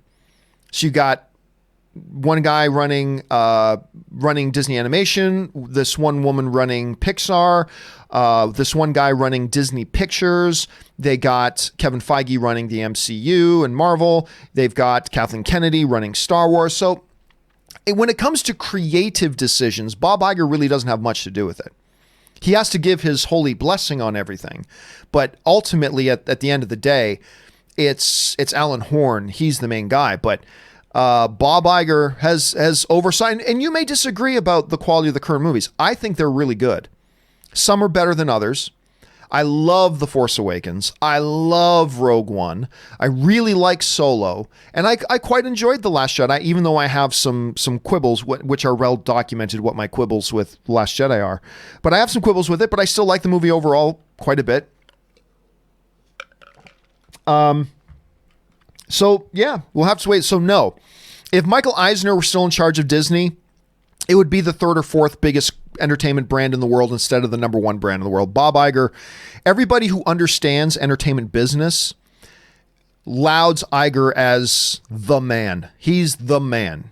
And part of the reason why Disney will just never he's tried to retire a couple of times, and the Disney board is just like, nope, you ain't going anywhere, Mr. Iger. You are staying right there on the throne. Now, eventually he's going to retire. He's getting set to retire. He's put his new book out. He's only going to have a couple more years, but Disney's in trouble when Bob Iger isn't there anymore, because they're going to lose Bob Iger and Alan Horn at about the same time. Because Alan Horn, you know, he's itching to retire again too. So they're going to be in trouble. I personally think they've been grooming Kevin Feige to take over Alan Horn's job, but who knows? We'll have to wait and see. All right. Austin Hernandez writes, John, thanks to Disney Plus, I've been watching Boy Meets World. What old TV show or movies are you discovered on Disney Plus? None. I honestly haven't spent a lot of time on Disney Plus. You guys know I have very, very little time for TV. The only time I watch TV every day is when I finish the John Campea Show. See, once I get up at 5, do all the stuff, do the John Campea Show, then once the show is done, I take and I have to edit the show, edit up the individual segments and upload them to YouTube. And then once all that stuff's done, it's about 12:30 in the afternoon. So around 12 to 12:30 in the afternoon, I go downstairs. My studio is upstairs. I go downstairs, I make lunch, and I sit down and I get to watch one episode of something on TV. That's it. That's my time to watch anything that's television show related. Then once that's done, I come back up here. I start working on stuff, whether it's about getting ready for a Dark Side, Light Side, or getting ready for a weekly hero, or doing some stuff as it pertains to our Patreon supporters, or whether it's I start writing my show notes for this thing the next day, or I've got a screening that night, or something I got to watch, blah, blah, blah. But that's it. My evenings, I have no time to watch any television. Yeah. So I don't get to watch a lot of TV. So I've got about 5, 6, 7 episodes if I'm lucky, because some days I'll have enough time on my lunch break that I can squeeze in 2 episodes. So I'll say in an entire week, I watch maybe 7 episodes of whatever, right? So I really haven't had time to explore Disney Plus other than to sit there and just breeze through their menus and see all this great stuff they've got. But nah, man, I have watched 3 things on Disney Plus. I have watched Mandalorian. I have watched Jeff Goldblum, The World According to Jeff Goldblum, which is great, by the way. And I've watched their original film, Noelle, which absolutely sucks. But that's it. That's all I've watched on Disney Plus. It's all I've had time for, unfortunately. But hopefully, as time progresses, I'll get more of an opportunity to watch more on there. All right. Eduardo O'Neill writes, somebody earlier compared My Hero Academia moments to Rohan Shall Answer, and I vouch for that. He ain't kidding. There has not been a show in years where I just rooted for the main character so hard that I scream with my fists up from excitement. Well, that's high praise, Eduardo. Because, somebody said earlier that there's moments in My Hero Academia that are likened unto and Rohan Shall Answer. And to me, that's overselling because that's one of the greatest moments in cinematic history. You're telling me that My Hero Academia has moments to rival the greatest moments of all time in cinematic history. I find that hard to believe. But now along comes Eduardo, and you're backing him up. All right. Okay. I will have to buckle down and give this a shot at some point then. This My Hero Academia thing, I might have to sit down and buckle in and give this thing a shot. So thank you, Eduardo, for adding your voice to that. And like I said, my wife Ann has been trying to get me to watch My Hero Academia for a while. But again, I'm very limited in the time I have to watch TV, so there's always something else I want to watch instead. But I just might have to do it if these recommendations keeps building up. I just might have to do it. All right. Swimmy writes, Hook was mentioned the other day when talking about Spielberg, maybe nostalgia, but I love the movie. Why did it get so much hate? Listen, I'll tell you what, I have no idea why. And you know who one of the people is that hates that movie? Robert Meyer Burnett. So that's why he and I get into it all the time. I think Hook is wonderful. I love that movie. Bangarang, baby. Bangarang. I think that movie is fantastic. I can watch it every year. Every year for the rest of my life, I can watch that movie. Smee. I love that movie. And you know what? Most movies, almost all movies, a movie I'll love, I go, okay, yeah, I love it, but I get it. Other people don't like it. Okay, I get it. Movies I hate, oh, this movie sucks. But there are some people who like it. Okay, that's great. If there are a bunch of people who like it, that's great. I can understand. Hook is one of those movies, I don't get why there are people who don't like that movie. I don't get it. I mean, I accept it. All film is subjective. We don't all like the same things. Totally cool. But it's just one of those movies where I just don't get it. Why don't you like this movie? This movie's awesome. Anyway, but that's just me. But yeah, man, Robert Meyer Burnett is not alone. There are a whole bunch of people that really don't like that movie, but I really love it. All right. Shane Roxas writes, I was sending a really large super chat. Thank you for that, Shane. Appreciate that, man. Hey, John. What's your favorite Star Wars movie moment? Oh, that's easy. Easy answer for me. I'm torn between the twin sunset scene in episode 4 and Yoda's speech about the Force before lifting the X-Wing Empire. To this day, they both give me chills, and those are both fantastic scenes, Shane. But no questions asked for me. My favorite Star Wars scene, segment, sequence, whatever you want to call it, is the Emperor's throne room on the Death Star in Return of the Jedi. The whole narrative and conversations between Luke, Vader, the Emperor, the battle, the music, the come to Jesus moments. Now strike your father down and take his place at my side. Never. I am a Jedi like my father before me. Fuck you, Palpatine. You know, it's just... oh my God, I get such huge chills thinking about that. That whole sequence to me is the absolute pinnacle of Star Wars.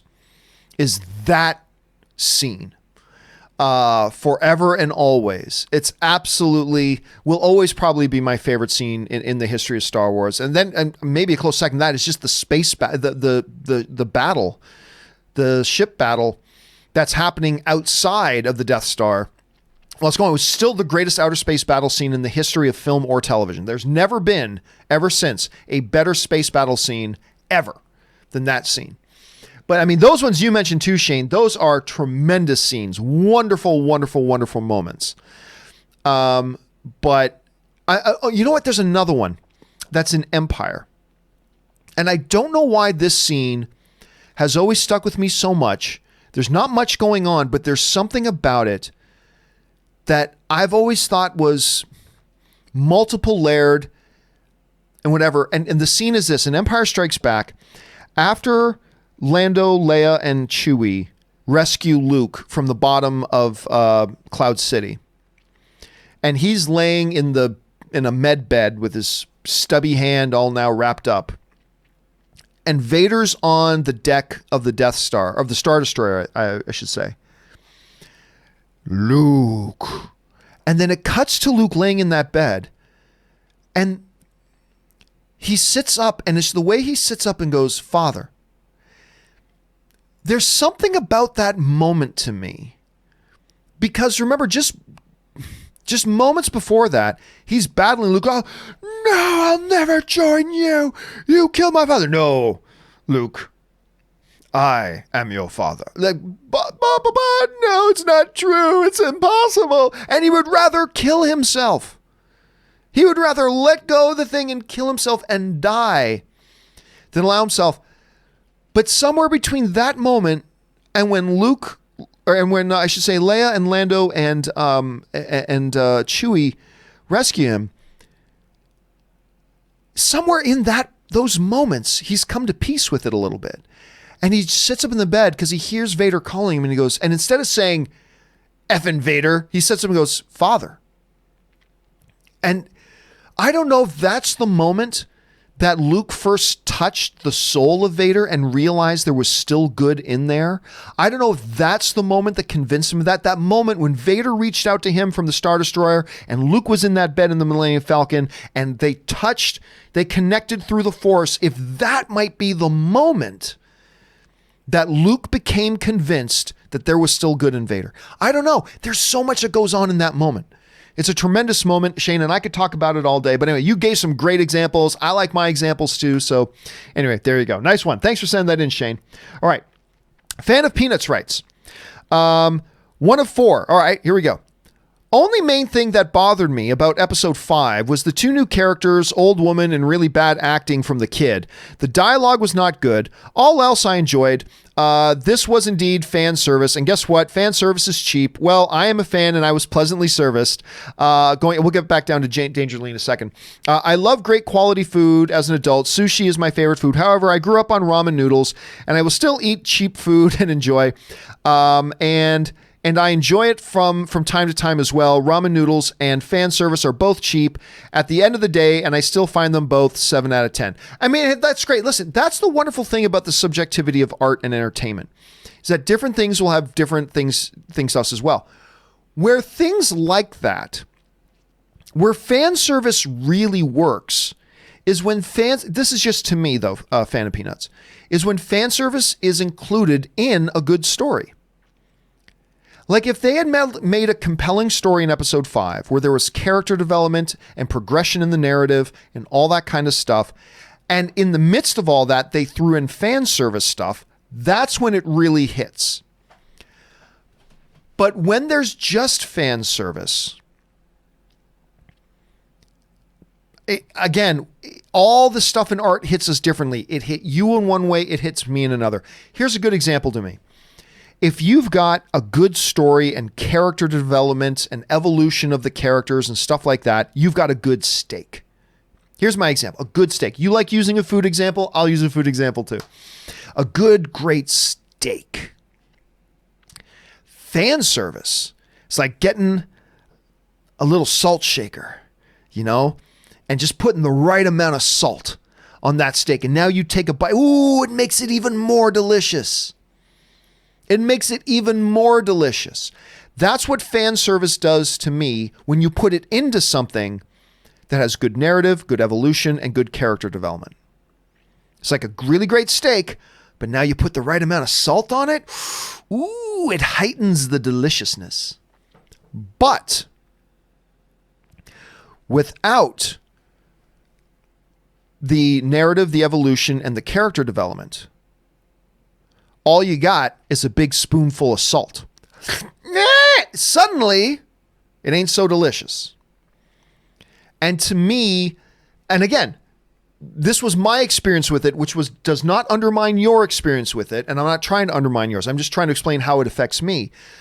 When all you've got is fan service and nothing else of substance to go with it, instead of a delicious amount of salt on a great steak, it's just taking a tablespoon of salt and going with a tablespoon of salt. What was great becomes vomitable. And when all you have, because here's the thing. I could have directed episode 5. If all we were going to do is throw in fan service, I can direct that episode. I can go, okay, let's say it's on Tatooine, and let's take them back to the bar, and let's show the Tusken Raiders, and let's talk about the Dune Sea, and let's throw in some classic lines of Star Wars like carbon scoring, just like Luke said. Let's just throw in any idiot can do that. Any idiot can do that. You could direct that. You could direct that. You could direct that. I could direct that. Any idiot can do that. Any idiot can put together just a fan service thing. Okay, let's just have a spaceship and say it lands on Tatooine. Ooh, Tatooine! And then let's have him go to Mos Eisley. Ooh, Mos Eisley! And let's have him go to the exact same bar in Mos Eisley. Ooh, we remember that spot. And then let's have him go out to the Dune Sea. Ooh, the Dune Sea. And then let's have him run into Tusken Raiders. Ooh, Tusken Raiders. And anybody can do that. That takes no art. That takes no skill. That takes nothing. That's just dumping a thing of salt on an empty plate without a steak. But again, I'm not trying to convince you. You had your experience with it, and I love that you enjoyed it. That's awesome. I had a different experience with it, where to me it was just salt without the steak. If you had the steak there, the salt makes it delicious. If it's just salt on its own, it's something you want to spew out of your mouth. And that's how I kind of encourage it. But anyway, fan of penis, that's just me. But thank you for your thoughts. And again, this is a great example that art hits us all in different ways. You experienced it and you enjoyed it. And that's awesome, man. All right. Dangerous Lee writes, hey, John, I just wanted to thank our fellow community members who recommended Marriage Story on Netflix. Best movie I've watched this year. Practically perfect in my opinion. The Irishman was great too. Yeah, and that's one of the great things, Dangerously, is a lot of times people will recommend movies that maybe I have seen or haven't seen or will watch or won't watch. The main importance, though, of those recommendations that you guys sent in is that there's thousands of other people who are hearing your recommendations, and a number of them are going to go and check it out because you recommended it. We've had that with a number of, we have somebody in the community who's constantly recommending new anime, and I'm constantly getting messages from people saying, hey, I went and checked that anime out. I liked it. Or different movies, and then people like you, like a movie like Marriage Story, you went to go see it because people in the community recommended it, and now you've gone and see it, and you've enjoyed it. And that's one of the great things here of the community. And thank you, Dangerously, for calling out the community for doing that. I think that's pretty awesome, and I'm glad you enjoyed those movies, man. All right. Next up, Swimmy writes, one of two. I'm with you on Man of Steel. I love the movie. Henry Cavill is quickly becoming a favorite actor. Loved his recent take on toxic fandom. Pure class when it comes to fans. It is a fan's right to have whatever opinion they want to have, and people are going to be upset. I don't necessarily consider that toxic. I just consider that passion. Now, listen. First of all, yes, Henry Cavill. I love Henry Cavill. You guys know he's my all-time favorite Superman. I love this guy. I think, though, there is a misinterpreting of what is toxic fandom. Not liking something does not make you toxic. Like, I hated the movie I go back to use as an example. Not that I mean to gang pile on. I just use this movie as the example. Is Assassin's Creed. Assassin's Creed was absolutely horribly wretched. So that's a terrible movie. But that just hating the movie and thinking the movie was terrible, that's not toxic behavior. There are a bunch of people out there who hated, say, for instance, The Last Jedi. Just hating The Last Jedi and thinking, I did not like that movie at all. I thought it was wretchedly bad. That's not toxic. Too many people label just that as toxic. When something becomes toxic, though, is when it moves beyond the I liked or didn't like that movie. And expressing I liked and didn't like that movie. There's that level, but then there's the toxicity. And the toxicity and the cancer that gets played into it comes when you take it beyond that I didn't like this movie to now Let's start attacking the individual people involved with it. It goes from saying, like for the record, I like Dave Filoni, but I didn't think Dave Filoni did a good job with this particular episode of this thing, right? That's fair. What would be unfair would be for me to get online. F you, Dave Filoni, you ruined a great show. You blah, blah. Now you're getting into toxicity. When you start writing, if I were to start writing, just things about people involved with it or trying to organize campaigns. Okay, this episode wasn't good. Trying to organize boycotts of the next episode. When you start going anything that goes beyond the scope of I loved or I hated this movie, which is all fair. Once you start going beyond that, you are now a toxic influence. Now you're toxic. And look, I don't like the prequels. I hate the prequels. But I'll tell you right now all the things I like about the prequels at the same time. I mean, there are elements, and I talk about it all the time. There are elements of the prequels that I actually quite like, but overall I don't like the prequels, blah, blah, blah, blah. But I'm not going to name call you if you like the prequels. If you like the prequels, I say that's great. I celebrate that. But once you start attacking the individuals involved with making a movie or a TV show, or you start attacking other people who don't happen to share your view of a movie or TV show, once you start going beyond just the scope of whether you liked or didn't like a movie, which is all fair, that's when you start getting into the toxic behavior. And that is unfortunately something we have seen in the Marvel versus DC preschool squibbling. That is unfortunately something that we see really start to rear its ugly head in the quote-unquote Star Wars fandom. That is stuff we've started to see. Once you go beyond, I like this movie or I hated this movie, once you get beyond that, you become a cancer. And that stuff does exist. It's not the majority.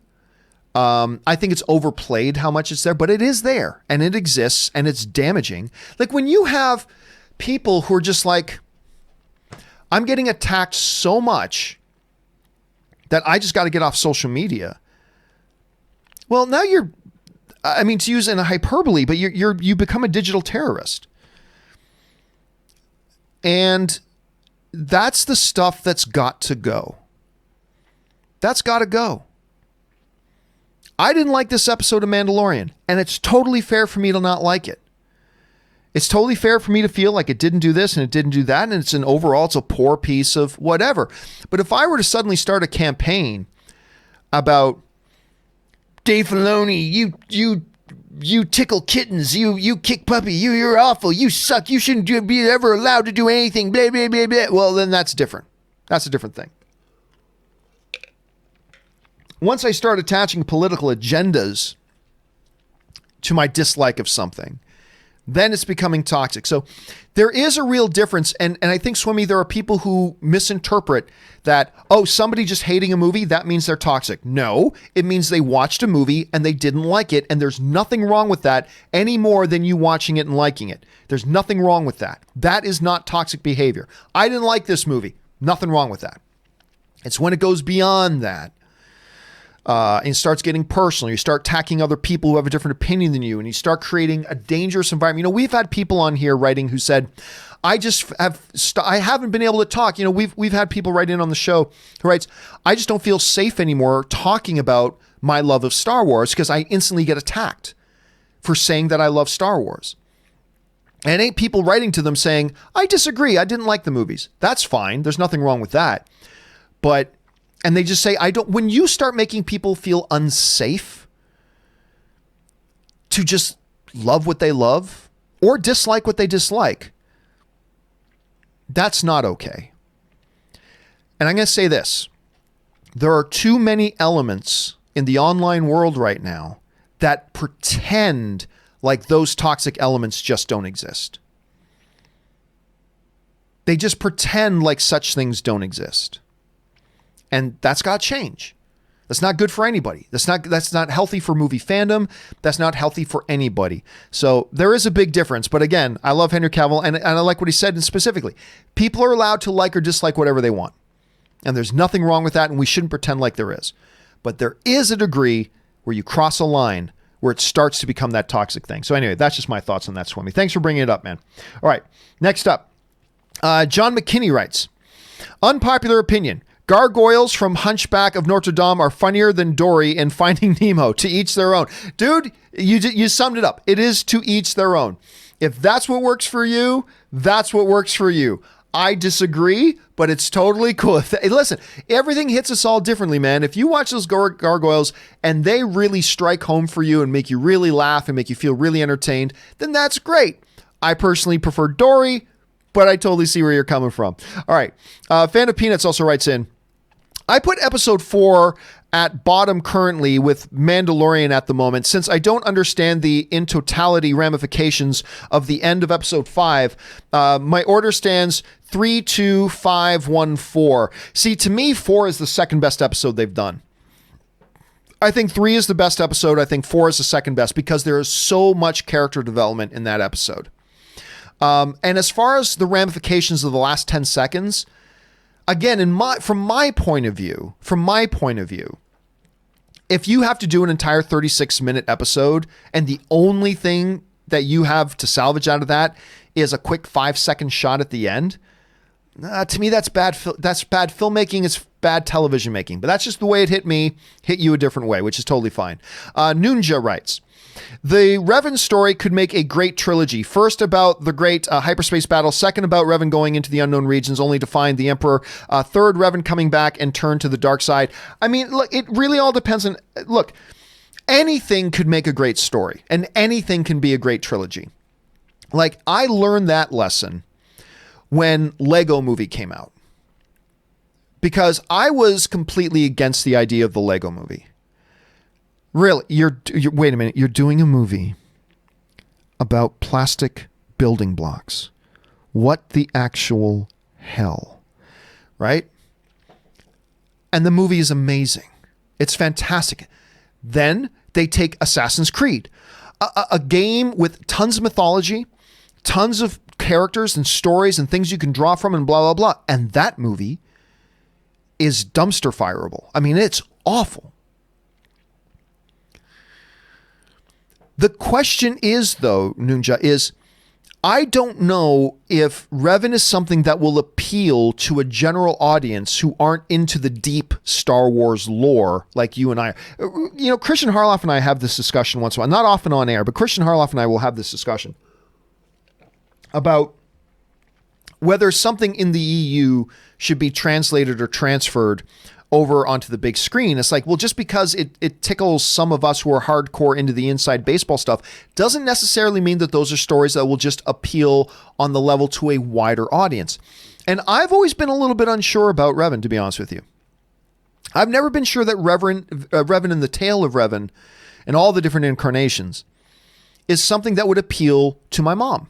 For example, my mom, who's a big Star Wars movies fan, but she doesn't know anything about the EU, and I'm not sure a Revan story would. But again, anything can be made into a great story if executed the right way.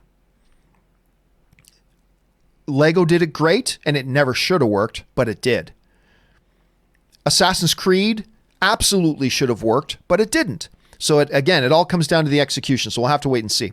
All right, Jacob Bergeron writes, hey, John. So I have never watched any Star Wars before. I've decided to see what all the buzz is about, and I'm going to catch all the canon movies in chronological order, including Mandalorian. 9th on the 20th. Very nice. What should I be expecting, and is there anything I should know before starting this franchise? The number one thing, I completely disagree with all my film-loving brothers and sisters who say, watch them in episode 1, 2, 3, 4, 5. I disagree with all my film-loving brothers and sisters on that point. I believe you watch them in the order of release. That's how so it sounds like but when you say chronological order, I think that's what you mean is by order of release. So I would start with episode 4, 5, and 6. Personally, I would skip the prequels, but if you want to get that full experience, you go ahead and get that full experience. So I would watch 4, 5, and 6, then I would watch the prequels, and then I would watch all the new movies in the order that they were released. That's how I personally would approach it. That's my recommendation. So strap in. I think you're in for a great ride. And then check out The Mandalorian second last, and then let The Mandalorian be the last thing you watch before going into episode 9. So we only got a little over a week away, ladies and gentlemen. It's only a little bit over a week away. And we will go on with that. Okay, so where are we at here? Okay. Fan of Peanuts writes, 1 of 2. John, wouldn't Mandalorian easily know about Mos Eisley Spaceport given has trade? What he does to check in on jobs, isn't this clearly a usual drop hotspot? Alex Guinness made that very clear and obvious for all manner of jobs outside the order of the laws of the Empire, right? No brainer to me.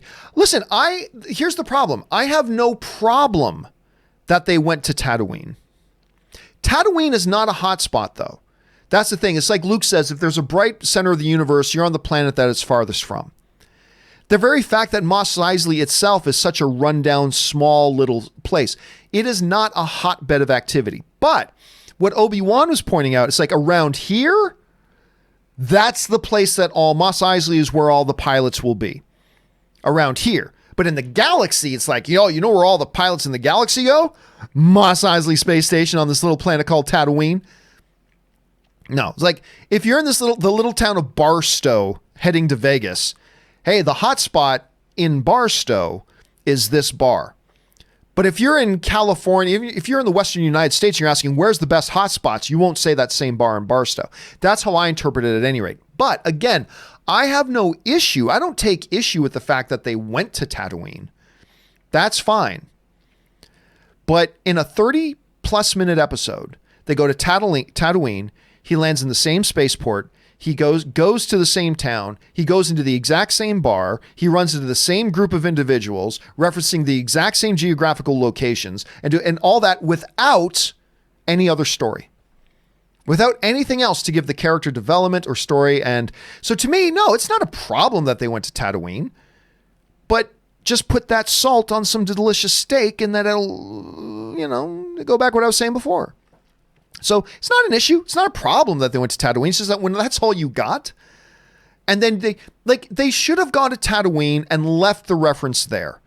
He should have gone to Mos Espa or gone to some other spaceport, not gone into the exact same bar, and not made it so obvious that, I don't know how to make this episode interesting, so I'll just throw in all the things that you already know and love. I mean, they shouldn't have just made it so obvious. Going to Tatooine, though, in and of itself, I don't think it was a problem. I don't think that's a problem at all. Not in and of itself. Not in and of itself. When it's the only thing, then it's a problem.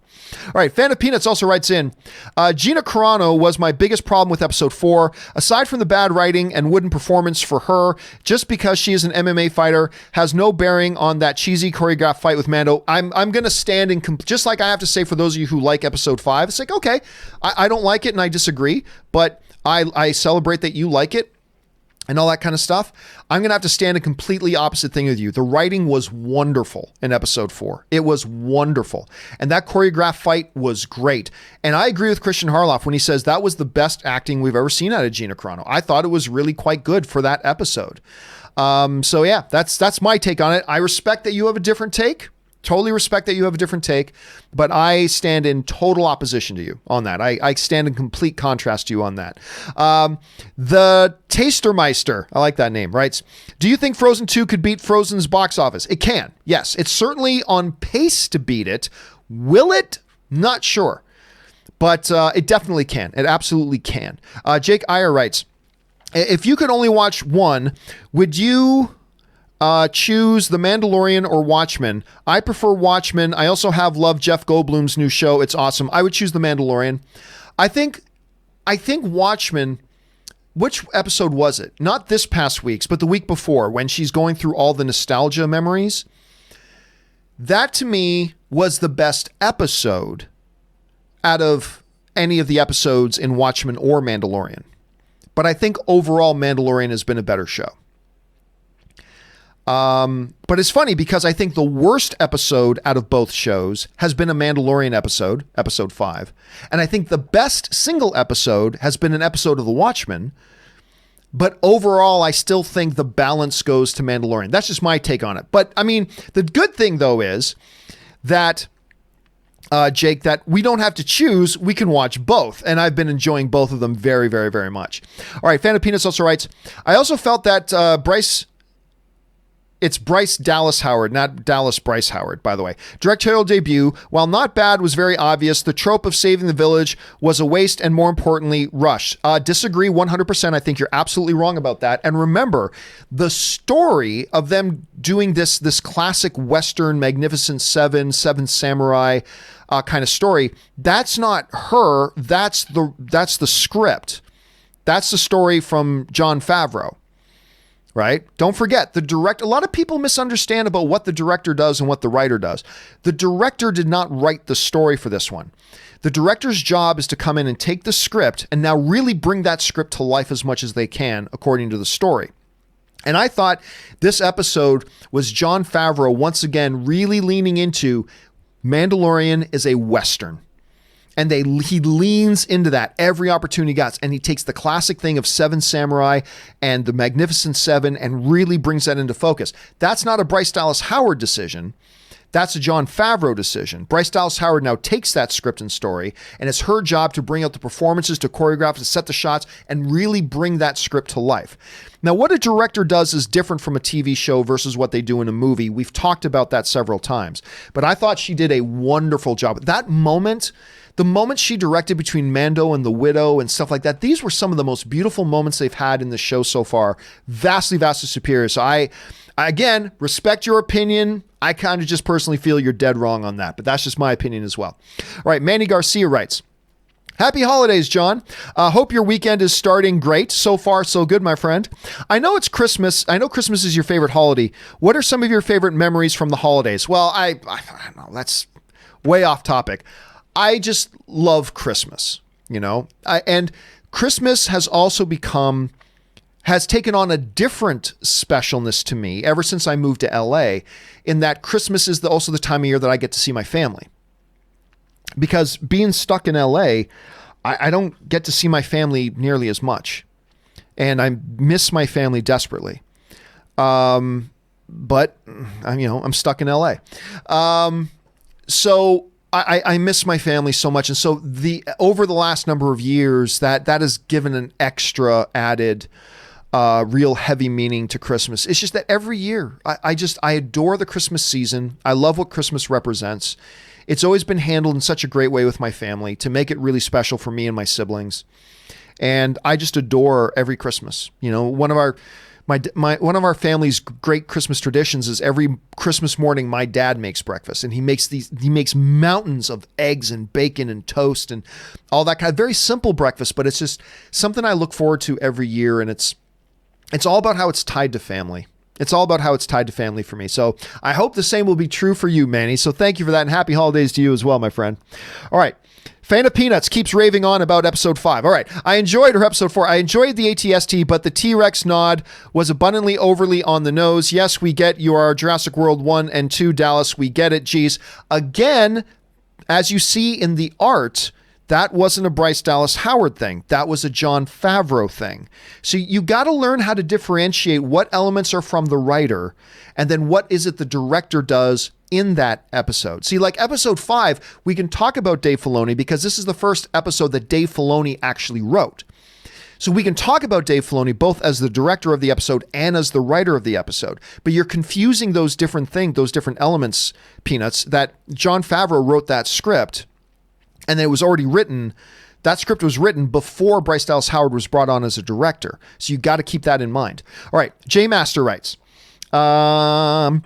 about 60 minutes ago, 20th Century Fox dropped the official trailer for Free Guy. I know, I've got it in my email actually right here. I'm looking at my email. It says from my contact who's a PR person over at 20th Century Fox. 20th Century Fox's Free Guy, first trailer and new poster available. So I clearly have not had a chance to watch it yet myself. I will do that once today's show's over, and then I'll check it out. We'll probably talk about it on the John Campea Show on Monday. All right, let's see here. Manny Garcia writes, new Wonder Woman trailer drops tomorrow. Yeah, I heard they're dropping at the Brazilian Comic-Con. Very excited to see where they're going to go with this.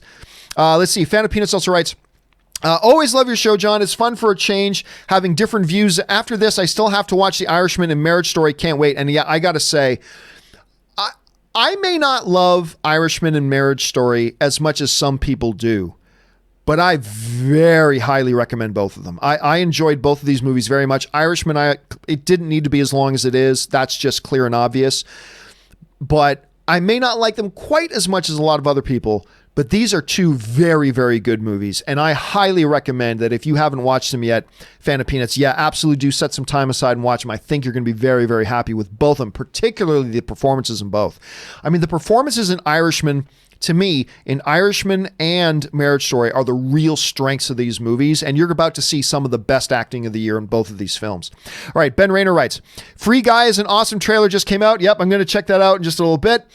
Daniel Manzanares writes, hey, John, I know you mentioned breaking canon in Star Wars is not an option, but would it still be considered breaking canon if they remade the scene in Rebels between Obi-Wan and Maul live action for these series? Yes, because once something's canon, it's canon.